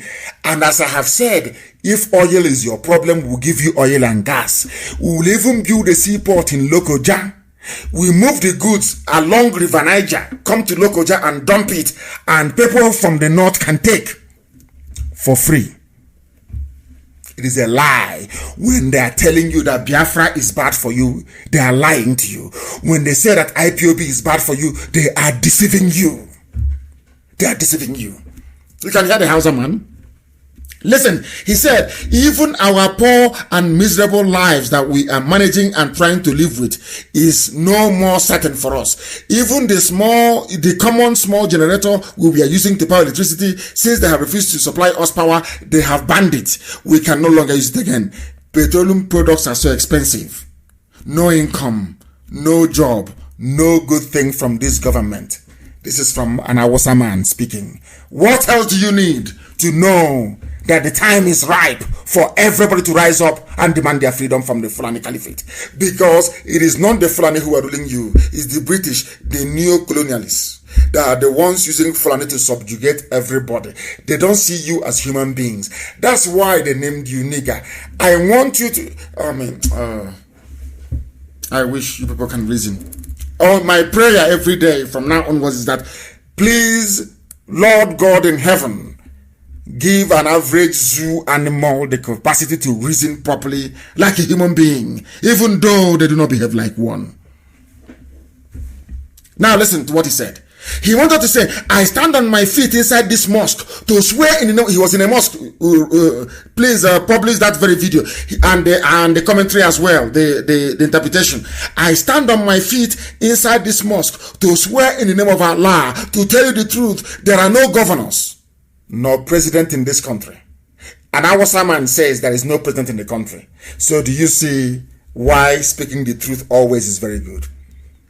When I'm sure he was one of those that said, go and kill Nnamdi Kanu in 2017 when I said Buhari was dead. But today, this man is crying. He is swearing by Allah. He was broadcasting from inside the mosque and he said, there are no governors, no president in this country. We must stop deceiving ourselves. Let's face the reality. Forget the tribe and speak the truth. Do you see that we have succeeded in making people conscious? That is the job we set out to do, and Chukwu Kikabiama has done it. People are now beginning to reason and talk properly. So we are very close to home. Very, very close, I tell you. Once they realize, once an Awasa man realizes that his potential to attain economic greatness and social cohesion will not be threatened by an independent Biafra, believe you me, an Hausa man will seek his own. I want a nation called Hausa, because the Hausa people, they are ancient people as well, very old, with a civilization to be proud of. So also is Kanuri. I mean, can you believe coming into Africa and traveling to ancient lands the way it used to be before the white man came? You want to go to Hausa land, you want to go to Kanembrono land, you want to go to Duduwa, you want to go to Biafra, you want to, Middle Belt have to look for a name that suits them. You want to go to TV land. These are ancient names that existed before the white man came. Can you imagine going to those places with such pride and such honor? That is what we are talking about. That is the thing that we are looking for people to be free. I have said it, and I will say it on air because the whole world is listening. I will place the oil and gas of Biafra land at the disposal of every component ethnic group in the damnable Zoological Republic. We will give you oil and gas for free. Hold me to it. I am saying it live on air. We will put it into international treaty that will be overseen by major powers around the world. We are even going to supply gas to West Africa for free, because we want the economies to also grow, because we need people to buy our goods and services. Our economy is not going to be based on oil and gas. Our economy is going to be based on the things we are going to manufacture and produce with our brain, which is the greatest natural resource anybody can have anywhere in the world. That is pure common sense. That is the type of Biafra we're looking for. Not Biafra to sell oil and one idiot to be sitting there somewhere eating money, no. We are going to seek for what is called inward investment. We are going to convince the companies of the world, rather than manufacturing and shipping, which is very expensive. We do what China did. Come and manufacture very cheaply in Biafra land and distribute to the southern hemisphere. Very simple and neat. That is our economic plan. Road map, sea map, underground map. We are not going to tell you, because if we tell you, you will copy it and you bastardize it. But this time I tell you, let nobody deceive you that Biafra will mean cutting off, there will be no oil, there will be no gas. Never. The people right now, every component ethnic group in the zoo, once you are an independent nation, will pipe oil and gas to you for free. Because we don't need it. I'm being honest with you. We don't. See, oil and gas is the mainstay of the economy of very lazy people. Only lazy people can rely on oil and gas for survival. And we are blessed. We're not going to do that. Where is our president? The man was asking. There is no president. And now they know it. People's eyes are now beginning to open. I now pray that the same people that told us that Buhari then, before he died, was a repentant Democrat, look at what his administration is doing to all of you. Those of you that voted for the dictator, you have seen the mess you put everybody in. Have you seen it? Because you lack foresight and you lack vision. You lack foresight and you lack vision. Even this man that I love reading his epistle sometimes. He writes from Atlanta all the time. His name is Farouk Berogi. He wrote, he said, to be sure, I'm going to read some of the things that he wrote. Very, very interesting. He said, to be sure, there was never a time in Nigeria's history when corruption was an issue. Corruption has been there from day one, because that was how Britain built it. Britain built the zoo, their zoo, Nigeria, and planted it on corruption by falsifying the census figures. So corruption is part and parcel of the zoo. Corruption is part and parcel of the damnable zoological republic. Part and parcel of it. That's what Farouk Berogi is writing here about. It's always been there. He said, I don't recall a time when corruption has not been as overpoweringly pernicious in its depth, breadth, rottenness, impunity, and frequency as it has been in the last 5 years. In other words, the last 5 years is the worst period in the history of the zoo, Nigeria. Since 1960, that the zoo, that the Britain gave power to the Fulani to manage the zoo for them, Nigeria. The last 5 years is the very worst in the history of the zoo. Both in terms of corruption, impunity, rottenness, insecurity, everything, name it. But will you listen? Of course you're not going to listen because of who you are. You will not listen because of who you are. As corrupt as Jonathan was, according to this man who is writing, it was once railroaded by the force of public opinion to accept the resignation of Stella Odua because she bought BMW cars. Stella Odua bought BMW cars and was forced to resign as Minister of Aviation. Having found a new understanding with our Oduduwa brothers, it doesn't mean we cannot speak the truth here.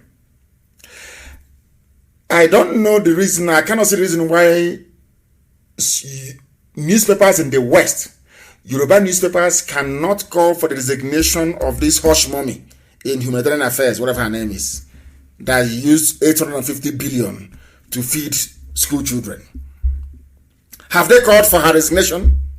The same way they were calling for Stella Odua, because they know that Stella Odua comes from an ethnic group where she will receive no defense, that they don't control anything. They won't give you anything in return. The reason why the Yoruba media has not gone for that hush mommy, that girl in humanitarian affairs, whatever her name is because they can get something from the Fulani, and they're afraid of the Fulanis as well. You see how it works in the zoo. That is how it works in the zoo. And that is why we must remain fearlessly glued to the truth all the time. I said fearlessly glued to the truth all the time. He said, do you know the funniest thing? He said, he didn't write this thing this year.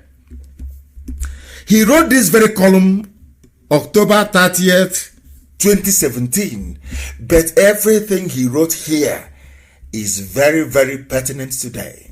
They are very relevant today, this very day. Since 2017, nothing has changed. In fact, things has become markedly worse. That is the zoo you are in. Anytime they tell you, don't tamper with one Nigeria, we are one Nigeria, is because they want to keep stealing They want to keep looting. They want to keep deceiving you. They want to keep beheading you. They want to keep taking your land. They know that as soon as Nigeria ends, Nigeria, as once it comes to an end, there will be no more Ruga settlement in the south. No more Fulani settlement, illegal ones. They may come and be in our towns. That's no problem. No more illegal Fulani settlements in our villages. They can no longer take our oil and gas and do as they like. Their children cannot live 5-star lifestyle anymore in the capitals of the world, driving the most expensive cars you can ever imagine. You will not have exclusively Fulani on the board of NNPC. Those are the things they're going to lose. So when somebody says to you, one Nigeria, it means they are serving a Fulani overlord. That's the meaning of it. The time now is approximately 8 minutes. It is 8 minutes to 9 p.m. in the evening in the land of Biafra.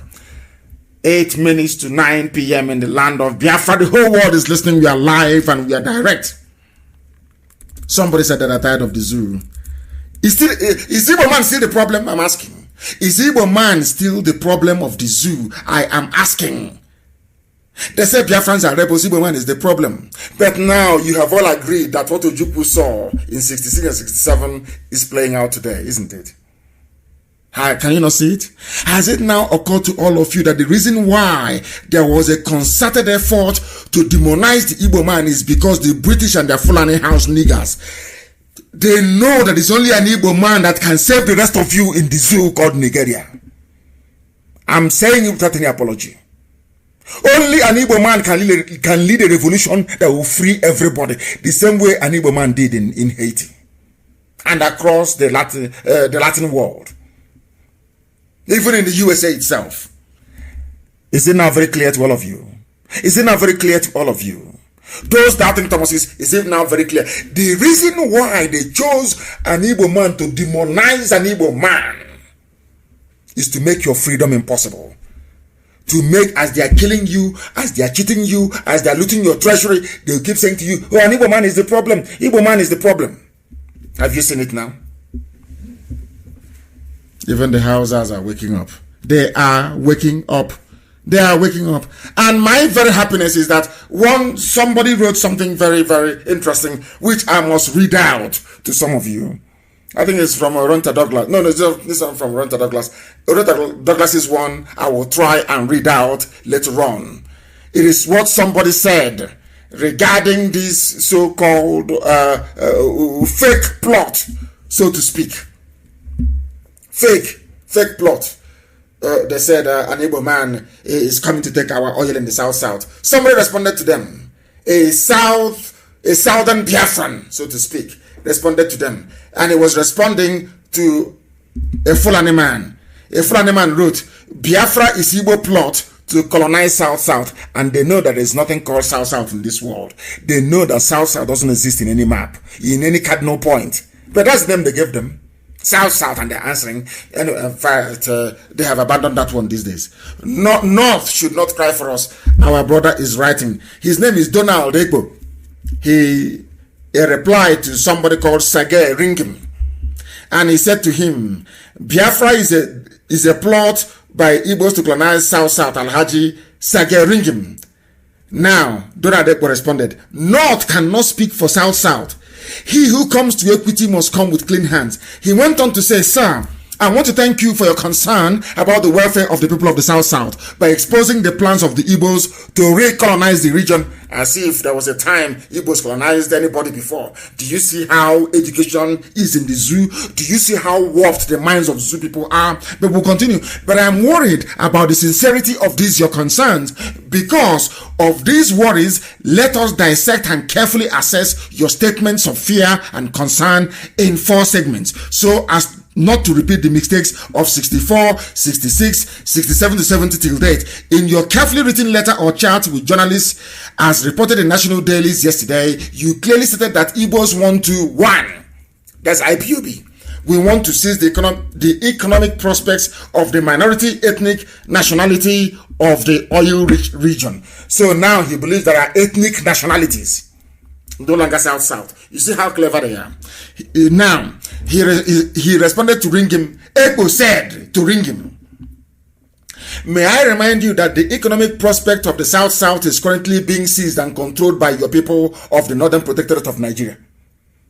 Simple. This man, Ebo knows that every time they want to blame the Igbo man for everything. So as like professional gossipers we have in Biafra land, they want to keep your mind focused on something else. This man said to him, but your people are the ones who are now colonizing my region. Are you aware that even the oil wells in Abia State, Imo State and Anambra, and recently Enugu is being owned by your people in Northern Protectorate? Do you know that the oil well in Okwa, Abia State, where I come from, I come from Omai, of course, not Abia State. Do you know that the oil wells in Imo State, in Anambra, are being owned by Fulani people? Are you aware of that?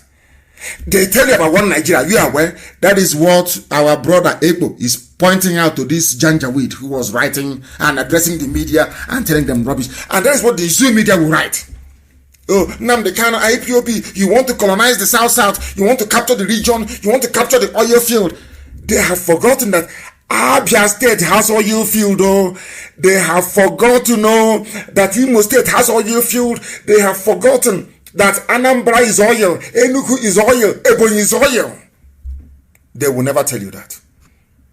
Do you see? This is that thing that the British told them. Britain said to them, keep saying it all the time. If you keep repeating it, people will believe it. Keep saying it. Even if they are fighting you, keep saying it. Keep telling them, Igbo man is coming to colonize you. Keep saying it every day. The idiots will absorb it. And some fools amongst them did. He's now telling him in the north. He said to him, Alhaji Sage, may I remind you that the Igbos are not the colonialists as you have insinuated here, but you and your people in the north are. Ebo is writing to him, and Michelle is from Cross River State, writing to this Janjaweed, telling him, you people are the colonizers, not Igbo people. Do you understand it? They have so far not shown the threat to colonize as compared to your people. Ebo is educating a northerner, telling him, you people, Janjaweed, the Fulani, you are the colonialists. You are doing the bidding of the British. That is why no British paper can write about the killings going on. No British paper can discuss the slaughter of Christians. No British paper can carry the slaughter in southern Kaduna. If what is happening in the zoo were to happen anywhere else in the world, the British foreign minister will stand in the House of Commons to deliver a statement. But because it's the zoo, they can't say anything. They don't want to draw the world's attention to what is happening in the zoo. It is a carefully managed PR exercise by the British Foreign Office. Who are the ones colonizing the South? It is you from the north who are doing it. Biafra is landlocked and wasn't blessed with solid minerals apart from coal. Can you believe that? Can you believe what a human being is writing? The largest gas field in the whole of Africa is in Ohaji. Do you see how people who live with lies? The thing about the zoo, Nigeria, is that Nigeria is a land built by liars, for liars, and inhabited by liars. So the oil, Shell is in Uguta. So what is Shell doing in Uguta? What is Shell doing in Oba? What is you doing in Aguleri? I don't understand how somebody who claims is learned, Sagaya Ringim, whatever the idiot's name is, can come out and decide to lie. Do you know it is the oil in Abia, in Imo, that is being piped underground and being lifted from the coastline of Biafra land? Are you aware? Can a ship come to Upa? The answer is no. So what is Shell doing? Okay, all that oil that Shell is drilling in Ebema, in Uguta, in our mama, where is it going to? It's going to the coast, because no ship can come to Ohaji because there's no waterway. They have to pipe it underground. Do you see? And he claims he's learned. He claims he is an educated man. But thank you for the lectures that you have given to him. our dear brother Ebo, is from Cross River State. They understand. Some of them are now beginning to realize all the lies that we are told. All the lies we are told is to hold you down in perpetual bondage. Igbo land is not landlocked. It is not. Go to Azumini. I don't know why people are foolish. They know the truth. They keep writing rubbish. People who are not educated enough to understand their place in the zoo are the ones commenting. Igbo land is not landlocked. Opopo is Igbo land. Bonny is Igbo land. Azumini is Igbo land. Don't you know that? You don't know where Azumini is? Is Obi Igbo not Igbo land? Is Igwacha not Igbo land? What was the name of Port Harcourt before the white man came? Is Igwacha? What is the name of Opopo before the white man? Is he called Igwenga? The name of Opopo is Igwenga. People should go and do their research properly. What was the name? Is Port Harcourt a black man's name? Is Port Harcourt a name of a black man or black woman? What was the name before the white man came? Igwacha is the name. For those who do not know, for those who claim they have forgotten, we are here to remind you every blessed day. We are now going to look at the time now is 2 minutes past 9 p.m. in the land of Biafra. We are going to look at what Oronto Douglas wrote about Niger Delta. He said, a generation that lived on misinformation and lies. Everything you see in the Niger Delta today, all the idiots running their stupid mouth over Biafra, IPOB, the idiots, your own brother wrote something for you, left it for you before he passed on. Now, this is about Niger Delta. Do you know what Douglas wrote? Oronto Douglas wrote and said, in 1955, in 1995 rather, when we were preparing for the National Constitutional Conference under General Sani Abacha, our elders in Niger Delta told us to look out for support of the North and perhaps the Southwest delegates when proceedings began. I told you before, they groomed them. These so-called Niger Delta people. South, and whatever rubbish that some of the idiots wish to call themselves. I say it this way because that land is Biafra. I'm not insulting any Biafran. No, not at all. Because there are many Biafrans there, but I will tell you the truth. If you call yourself Niger Delta or South, I will have no regard for you. Let heaven fall down. Your stupidity, I will tell you to your face. Every blessed day of your idiotic life, I will tell you, because Niger Delta means nothing in the language or lexicon of our people. South means nothing to us. It's not a name. It's not our name. I cannot bear it. Mad people everywhere. Douglas wrote on how their own elders, you see Edwin Clark. They went to Confab in 1995. Edwin Clark, you know what they're saying? Oh, let's leave the Igbos. Let's go to the north. They will support us. Let's go to the north. They will support us. These are your own flesh and blood. Flesh and blood. The same DNA. The same ancestry. The same descendants. You share everything in common. But because Britain cleverly identified them and knew they are going to be used to make slavery possible. Let me tell you one simple fact. Before the coming of IPOB, the fact that everybody is suffering in the zoo called Nigeria is as a result of the Niger Delta rubbish and South garbage. I'm telling you the truth. Britain used them. Everywhere Britain went is look at an Igbo man, because Britain understands that only an Igbo man can save all of you. Britain, go and ask them, they will tell you is the truth. What we are doing, can anybody else do it?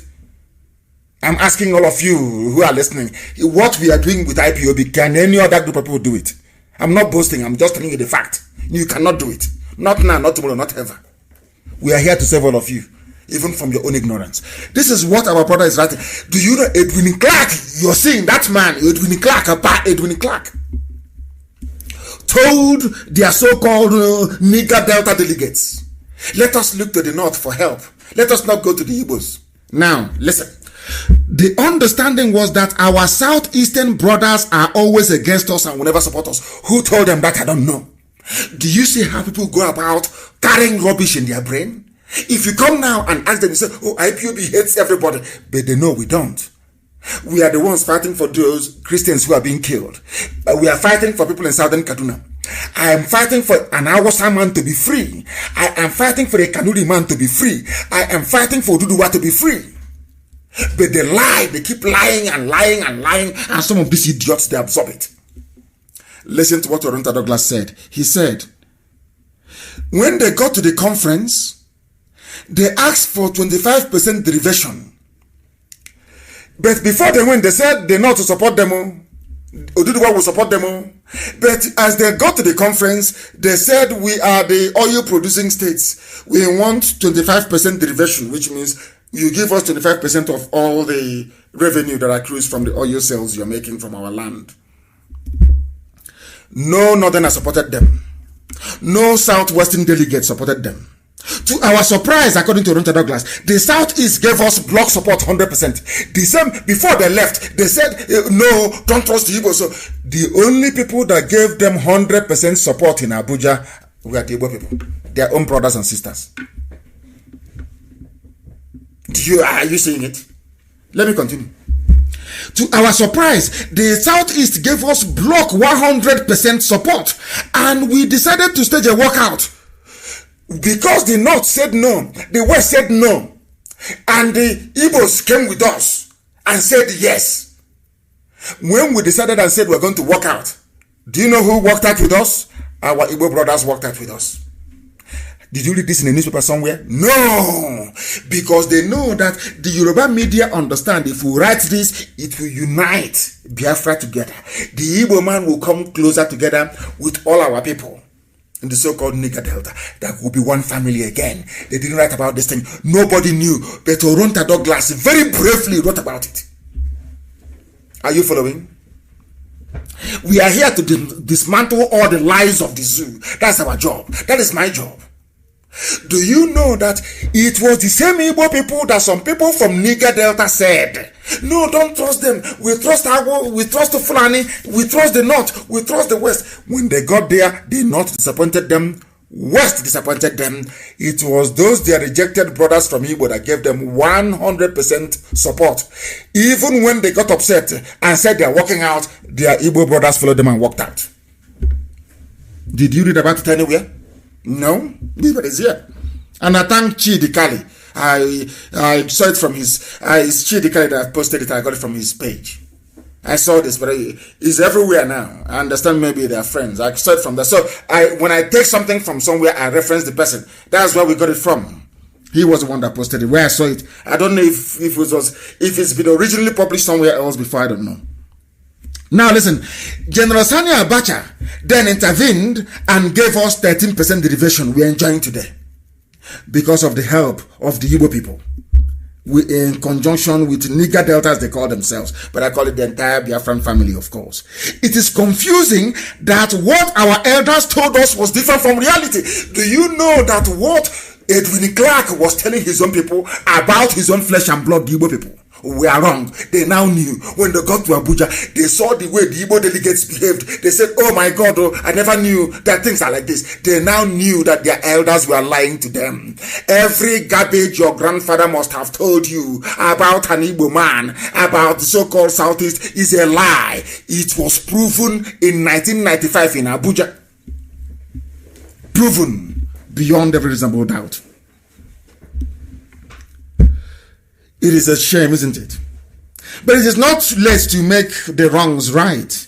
It is also great that the 1995 confab and Jonathan's government has shown that there is no way an Igbo man can hate his own flesh and blood. Because Igbos and his own people, they are together in Okreka, together in Opobo, in Bonny. So how can you hate your own flesh and blood? It's not possible. It is not just possible. So no matter how hard they try, we cannot hate. You cannot hate yourself. It's impossible. Izon and Igbo people are one. If you doubt me, go to Bonny, go to Opobo. We are one people. One people.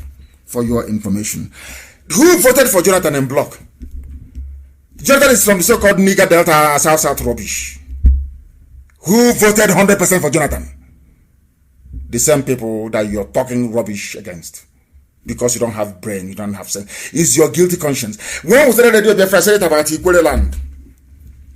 When somebody said, we are from Bini, we are from Akraka, talking garbage. Ali Ikwere, that is Igbo land. And I came on this same microphone, this same Radio Biafra, and I said to them, your problem is abandoned property. You don't want people to talk about abandoned property. You are ashamed. You are a product of stolen goods. They use stolen goods to train you in school. So, because you have to defend the criminality of your fathers, that's why you said you're from Bini. But all of that is by the way. Abandoned property is because we are going to, Iguacha is going to be our capital. Every house be knocked down, we'll build something so spectacular that when people see it, they will say, indeed, the Biafrans are blessed. Not all that rubbish for face me, I face you nonsense. No. We are going to build a modern capital that when a white man comes to Iguacha, they will say, I never in my life would have believed that a black people are capable of this. So take your inferiority complex elsewhere. Ikwere land is Igbo. Anyoma is Igbo.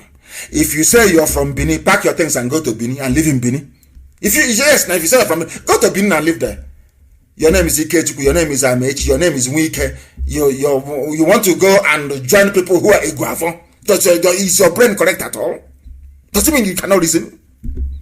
But anyway, we have passed that nonsensical stage. Iguacha is, of course, IPOB and to the core. And welcome it. We say what we say because of our affection for each and every. Biafra is one family. I can prove it. I can prove how we are all related.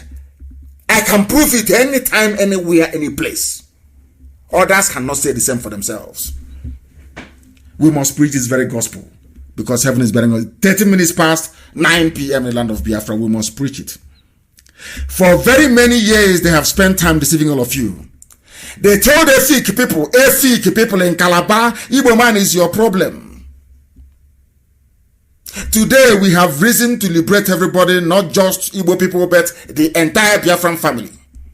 We've even gone as far as trying to liberate Hausa, the Nupe, the Divi, the Jukun, all the free body, all the way to Duduwa. Everybody has to be free.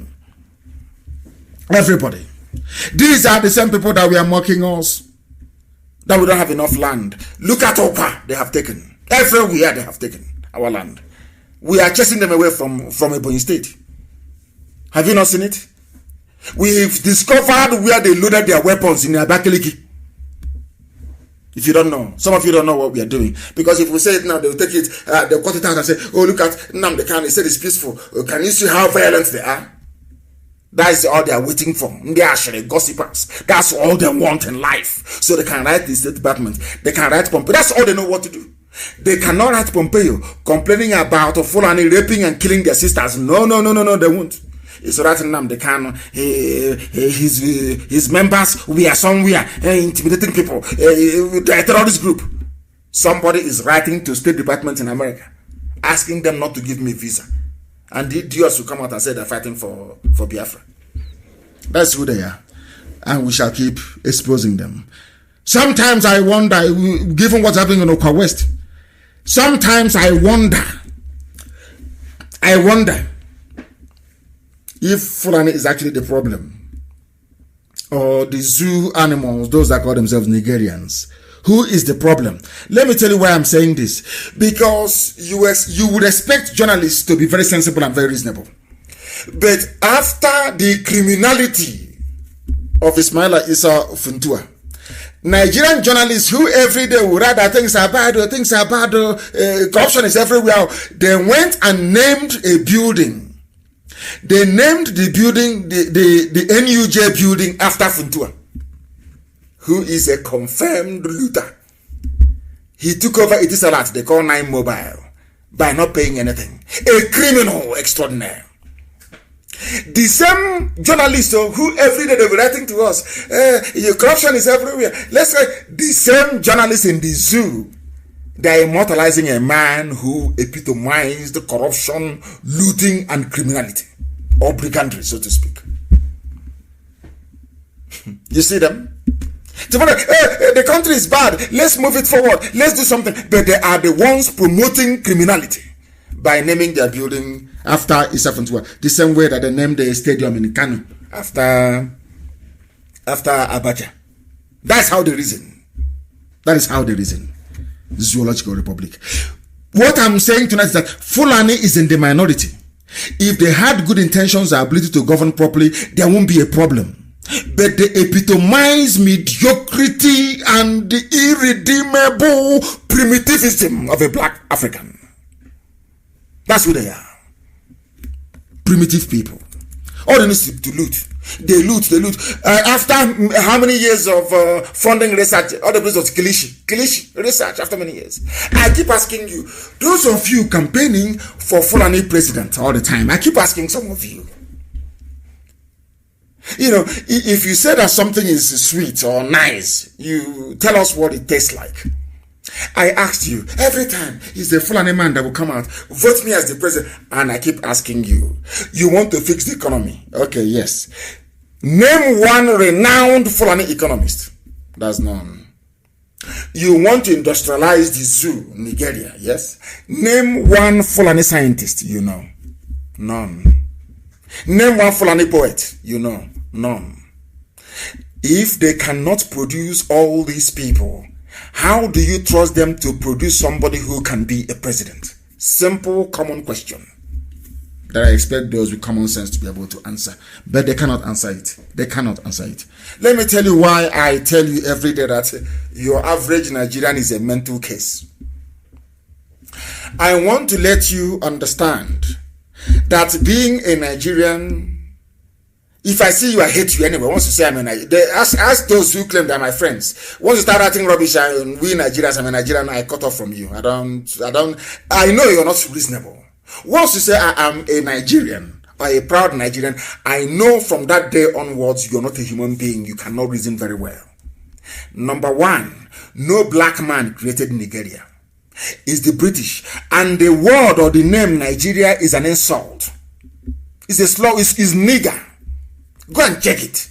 So where is the value of your education? You are educated so that when you see something right, you say, oh, it's right. If you see something wrong, you say it's wrong. You cannot be educated and accept that Nigeria, the way it is a nation or a country. Of course not. Once you're in Nigeria, I cut off from you. I know you're not serious. And let me tell you why. I want to buttress my point by telling the whole world how stupid the Nigerian. I want to let the whole world understand that this is the reason why white people are quite rightly racist towards black people. Including if they're racist towards me, I don't complain. Because we are foolish. I want to prove to you that white people are justified in being racist the way they are. Because a black man is a bundle of stupidity. And I want to prove, I don't say this, he's insulting, I'm not insulting you. I'm telling you how foolish you are. As a nigger, the nigger in a Nigeria that you are. Let me tell you how. There is a headline in Punch newspaper. People read this headline and it makes it doesn't touch them. It doesn't affect them. Because they are black people. Because they have no shame. I've said it to you before. For you to have class in life, you must have shame. You get me here? For you to have class in life, you must have shame. Now listen to this headline. Nigeria's petroleum imports exceeded their exports by $58.5 billion US dollars. OPEC. What it means is, listen up, it means that they come to Biafra land and they take our oil on behalf of the whole Nigeria, or should I say on behalf of Britain. They take that oil outside and they sell the oil and they bring the money back. With that money they are bringing back to us, we now proceed to import other forms of oil as well. We export crude oil. Crude oil contains everything. It contains engine oil, it contains paraffin, it contains kerosene, it contains aviation fuel, it contains plastics, everything in a crude oil. It's black, it's crude oil, it contains. So the meaning of refining is when you now begin to, from that same barrel of crude oil, you get kerosene. You get petrol, which is a premium spirit, motor spirit, the one you put in your vehicle, fuel. You will get diesel. You will get engine oil. You will get brake fluid. You get everything.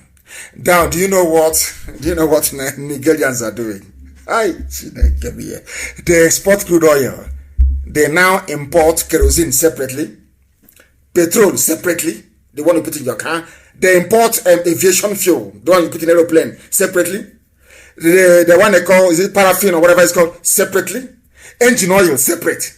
So you are selling a barrel of crude oil to a white man or to a refinery, which some of them own, which some of these Fulani people own in Equatorial Guinea and in Exeter, in England.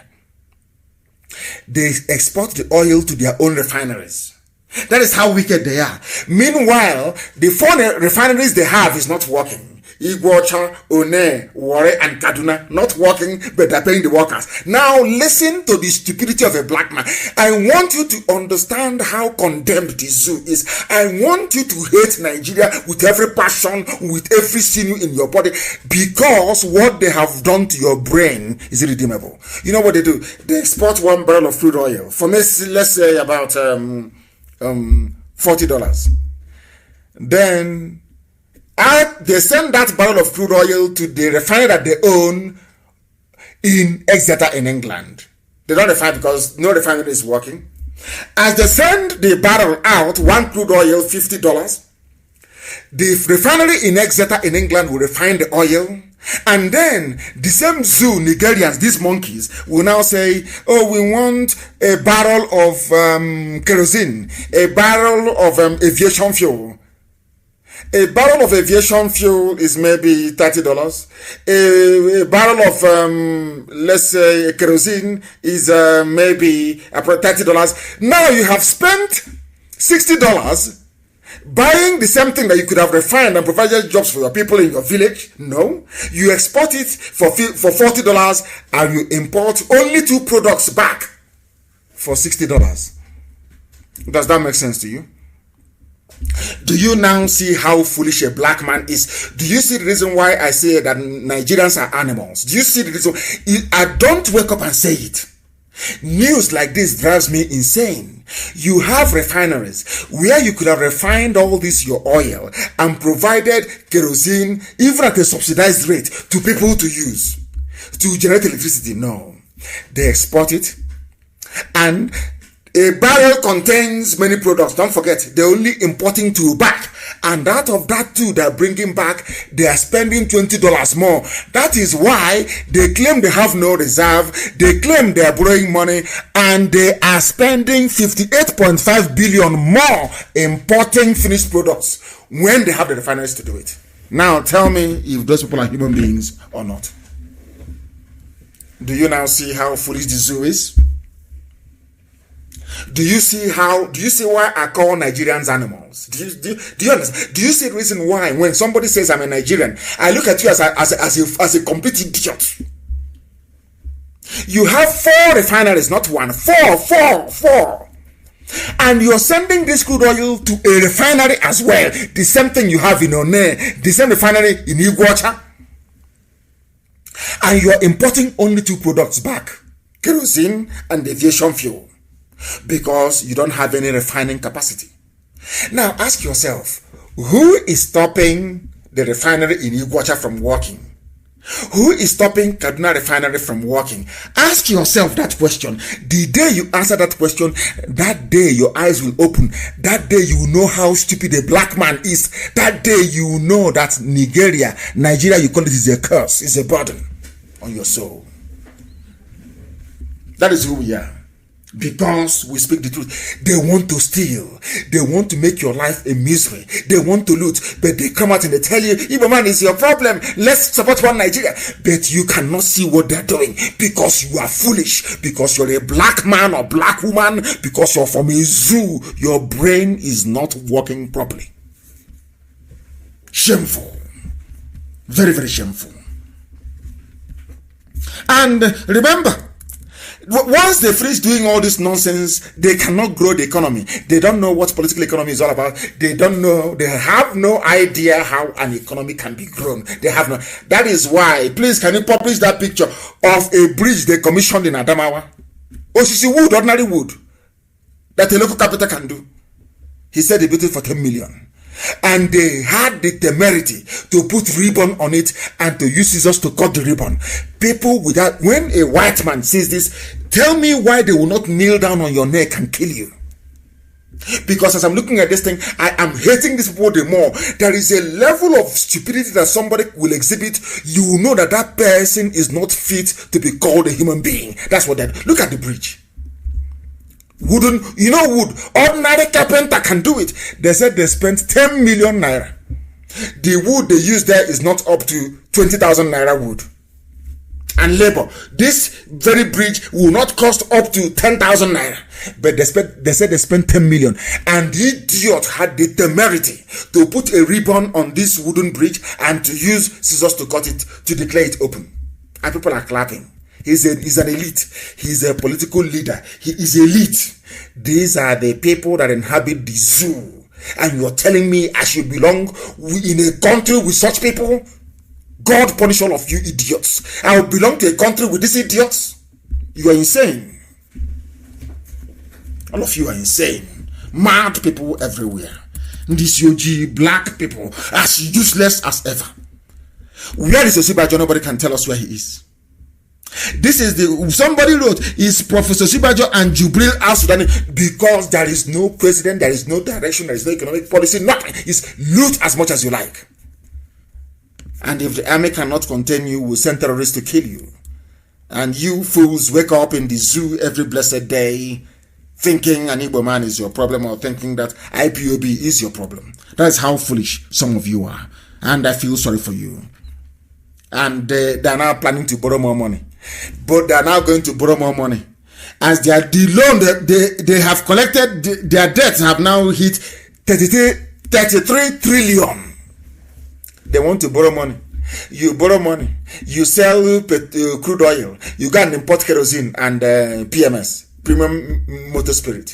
Your petrol, you put in your car. You import diesel. And you borrow money. You export crude oil. Then I don't understand the Chineke, but God forbid, but these are not human beings. These are not, you Nigerians, you're not human beings. Any Nigerian, anyway, they know, no idiot can come and say I'm a Nigerian. If you tell me, I'll tell you to piss off. You're an idiot. Look at you. You borrow money. Instead of you to refine petrol and export to people to make money, you export crude oil. It's not that you don't have the capacity to refine. You have 4 top refineries. They are not working. Somebody in Abuja said, please lock all of them up. They lock them up. You export crude oil. You go and borrow money from IMF to import kerosene, to import fuel. God forbid. God forbid. Zoo people. I am too upset. Let me bring this program to a close, honestly. I don't know. I can't. I've asked God, did you actually make black people like this, or something happened? I don't know. But we are very, very, we are useless, honestly speaking. Black people are useless. I'm just telling you the truth. If you like, you believe, if you like, don't, but we are useless.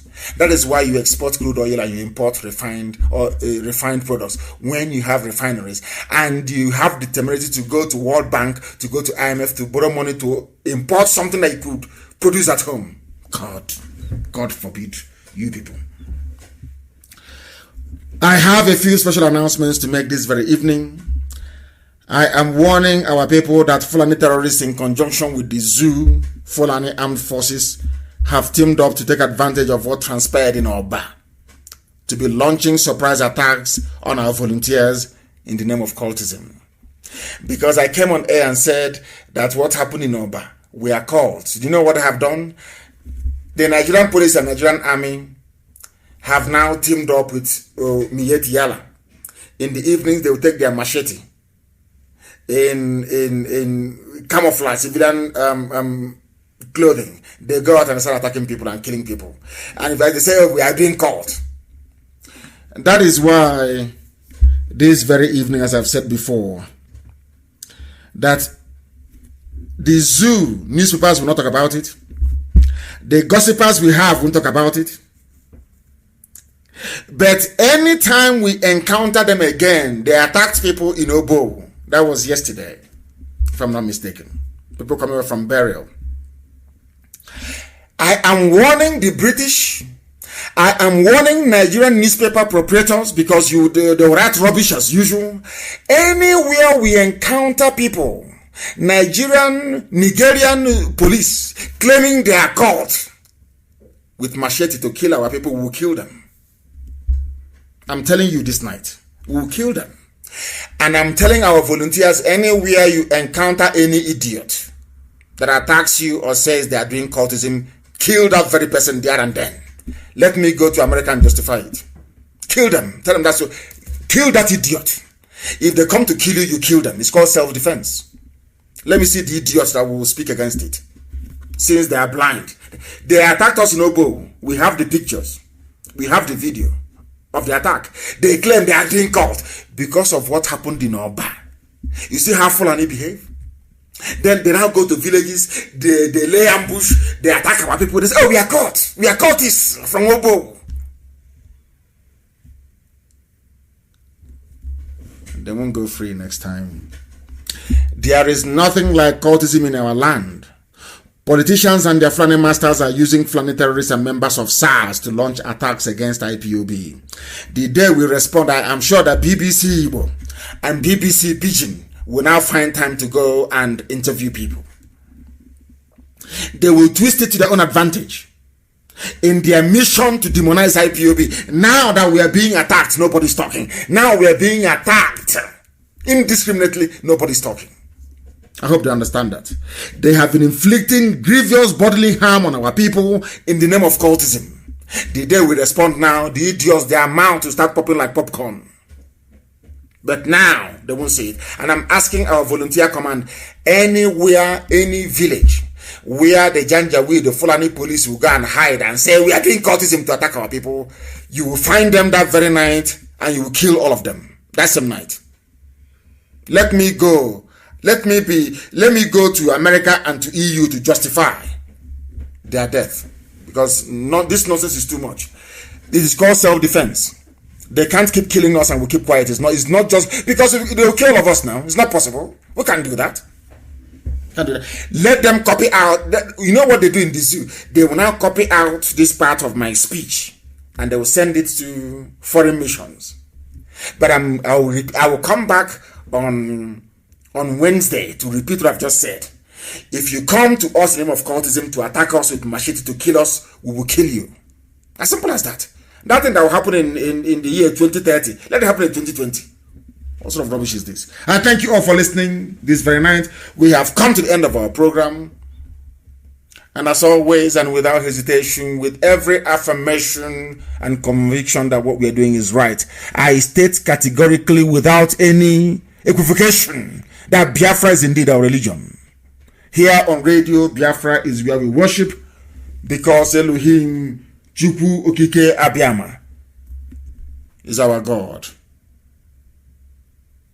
From me, from here, good evening.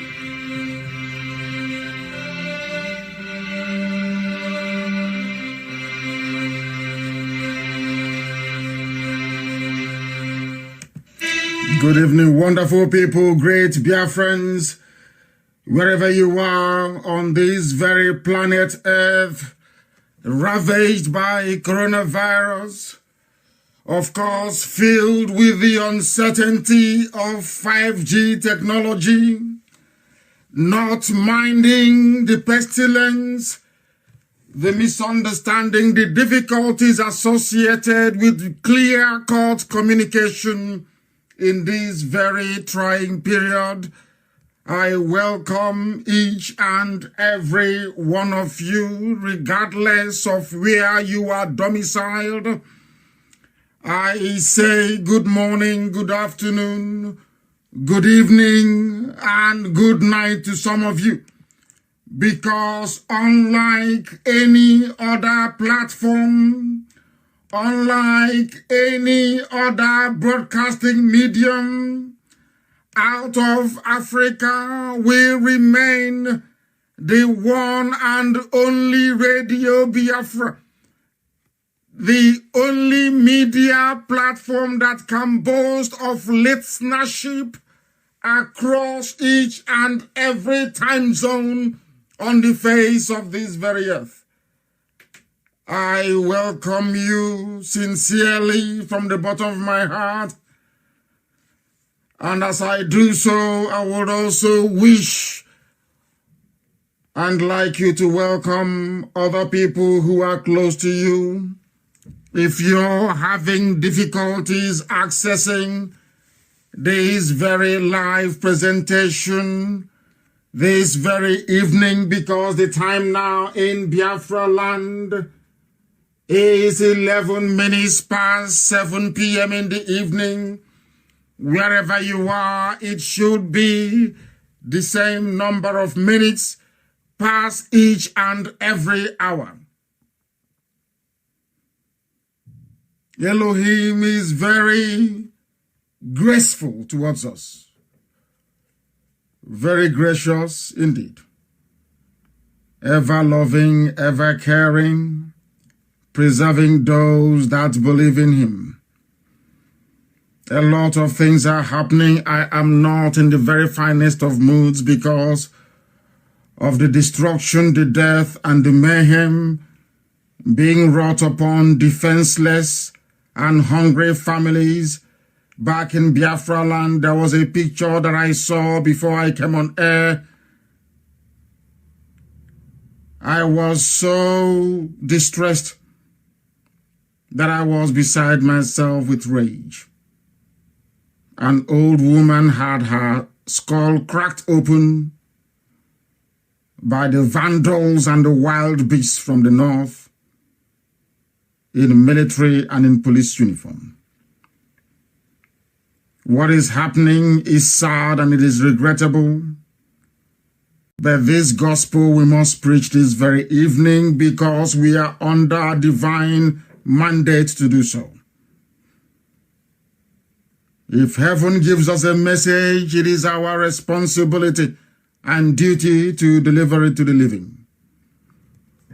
That is why we must continue our quest, our relentless pursuit of the restoration of the kingdom of heaven upon the face of the earth, that the will of the Most High Elohim may be fulfilled in the life of his children in this very age and generation. My name is Nnamdi Kanu. I am the leader of the indigenous people of Biafra, and by the very special grace of the Most High Elohim,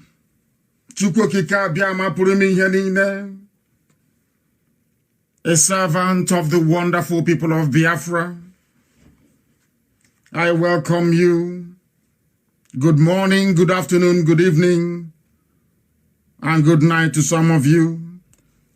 Wherever you are on this very earth, if you are on my Facebook page, the very official one, not those created by DSS, you will be able to receive this very gospel this evening, not minding the shenanigans and the quite deplorable behavior of Facebook staff in the zoo called Nigeria. If you are on Radio Biafra page as well, you will listen to us. Some very dedicated, astute, and unwavering Biafrans are streaming this very gospel live on YouTube. We are, of course, and on our orthodox platforms. Radio Biafra is on CHK across Biafra land. We are on satellite. We are on Radio Biafra app. We are on TuneIn. We are also, if I'm not mistaken, on Sweet Radio. It is the responsibility of the thousands, or should I say hundreds of thousands of admin that we have across every social media space to ensure that the full array of the listening opportunities available to people are well advertised, because there are millions listening from all over the world. Sometimes it can be very, very difficult for some smaller platforms to cope. This is the only source of truth. This is the only source of light in a darkened continent, in a hidden zoological republic, and of course, in the occupied territories of the Biafras. Get your pen and your paper ready. You must also bring a dose of common sense with you, because if you are not reasonable enough, you might not be able to grasp what we are saying, especially when it comes to the unmasking of Jubril al-Sudani masquerading as the dead Muhammadu Buhari. But before we go into any of that, before we bring you the latest advisory on coronavirus and what is happening to 5G technology, we must commit all our proceedings this very evening into the hands of Elohim in heaven.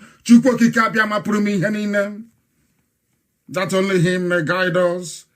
I do not worship idol. This IPOB do not worship idol.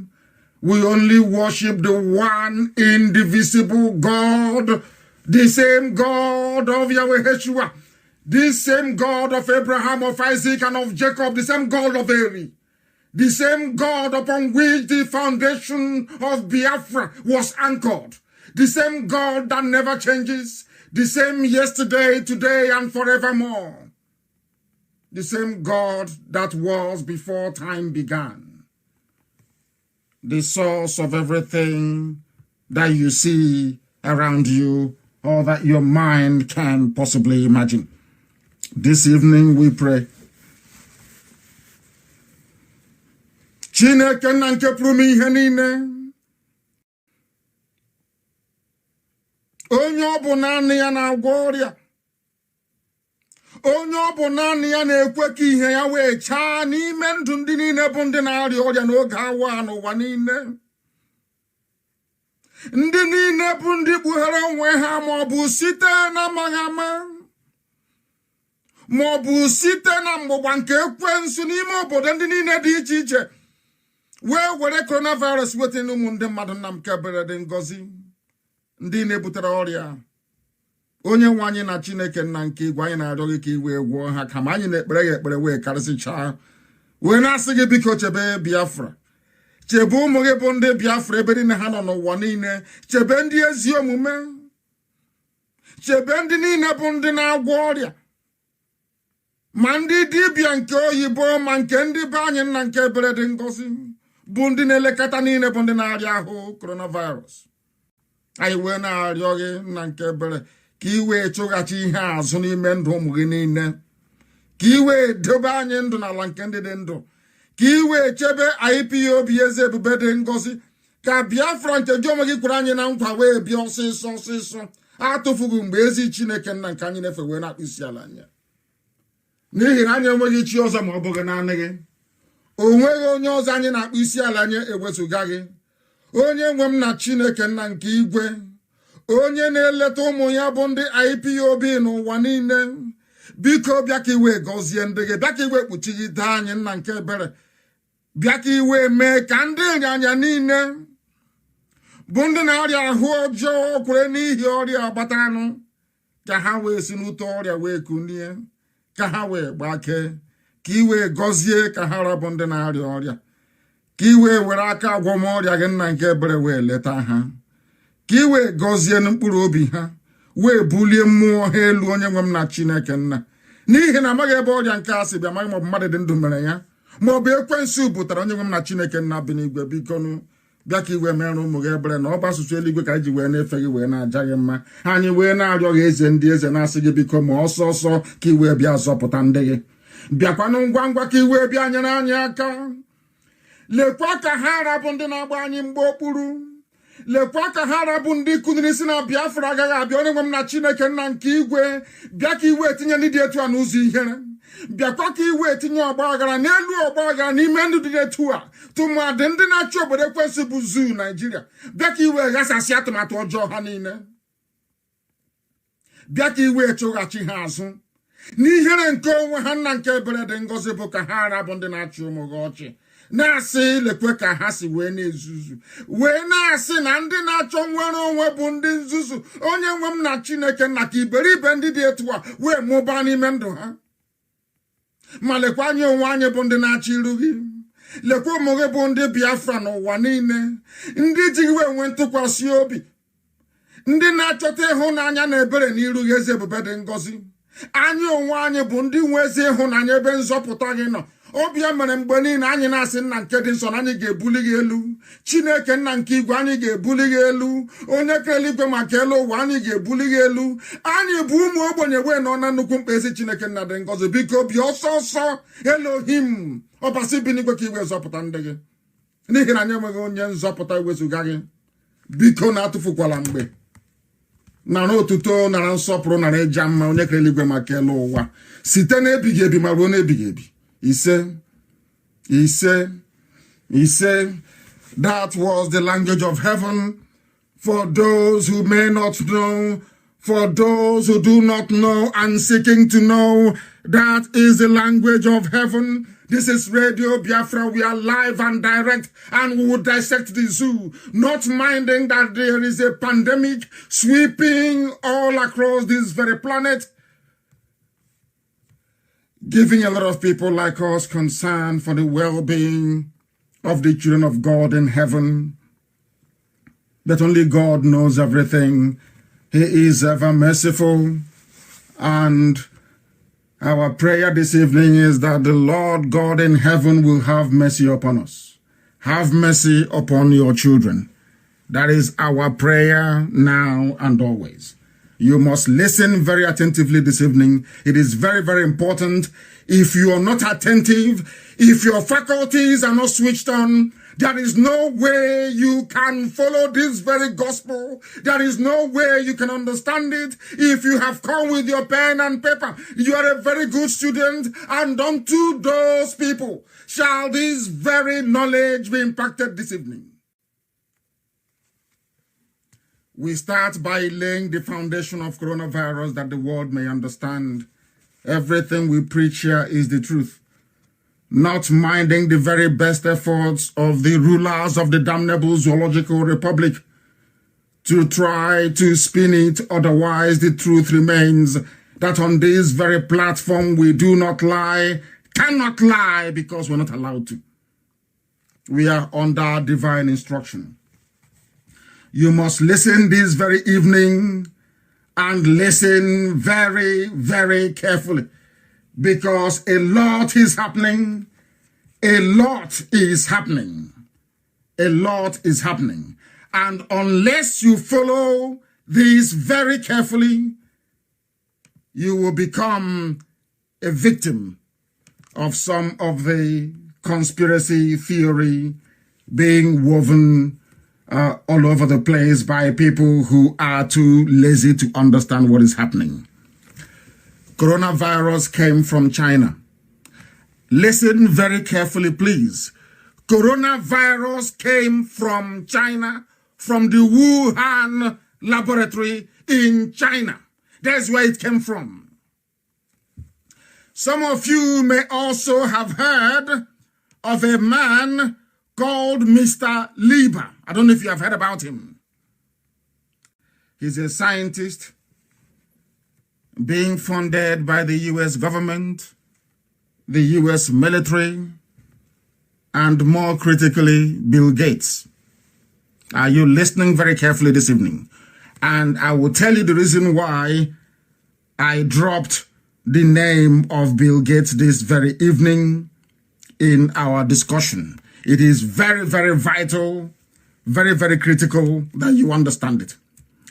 Because Bill Gates is one of the people pushing for this very coronavirus vaccination. His own family is not vaccinated. His own children are not vaccinated. You must understand this very carefully.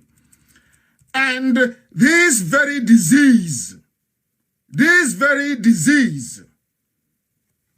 came from a laboratory in China. That's how we are going to start. Stage by stage, step by step, so you understand it. And understand that no Biafran in the zoo called Nigeria should travel to Biafran land anytime the Chinese coming to help the crumbling government of Abakari, because they're coming. That is why I said this evening that only those who are very, very intelligent can understand this very gospel that we are preaching. If you're not intelligent, you cannot understand it. Listen very carefully, please.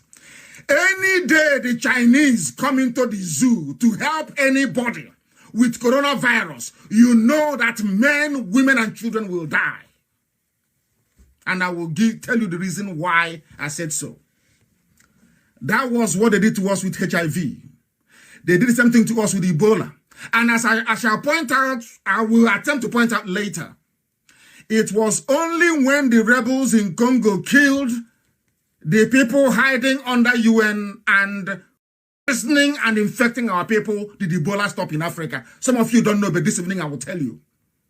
Let me repeat. It was only when that very team in Congo, near Lake Kivu, it was only when they were killed that Ebola stopped.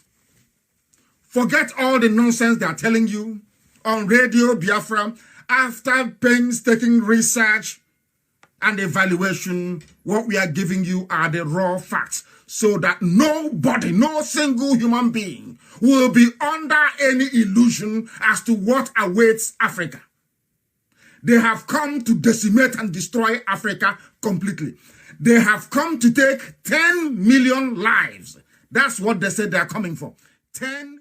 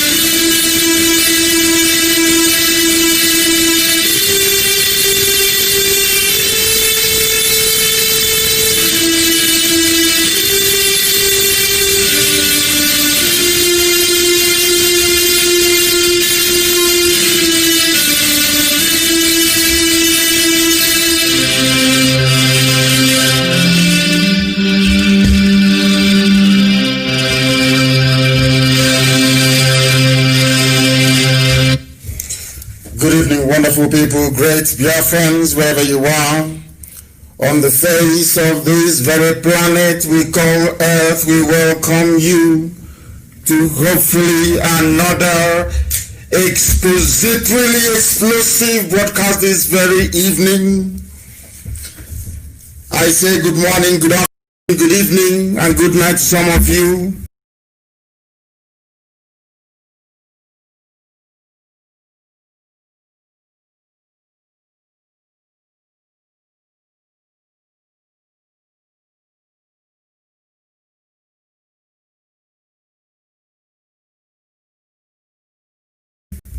Because I do know that people are listening to us right across the entire 24 time zones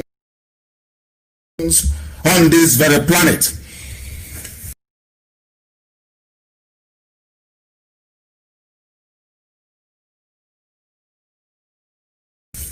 If you don't have your pen and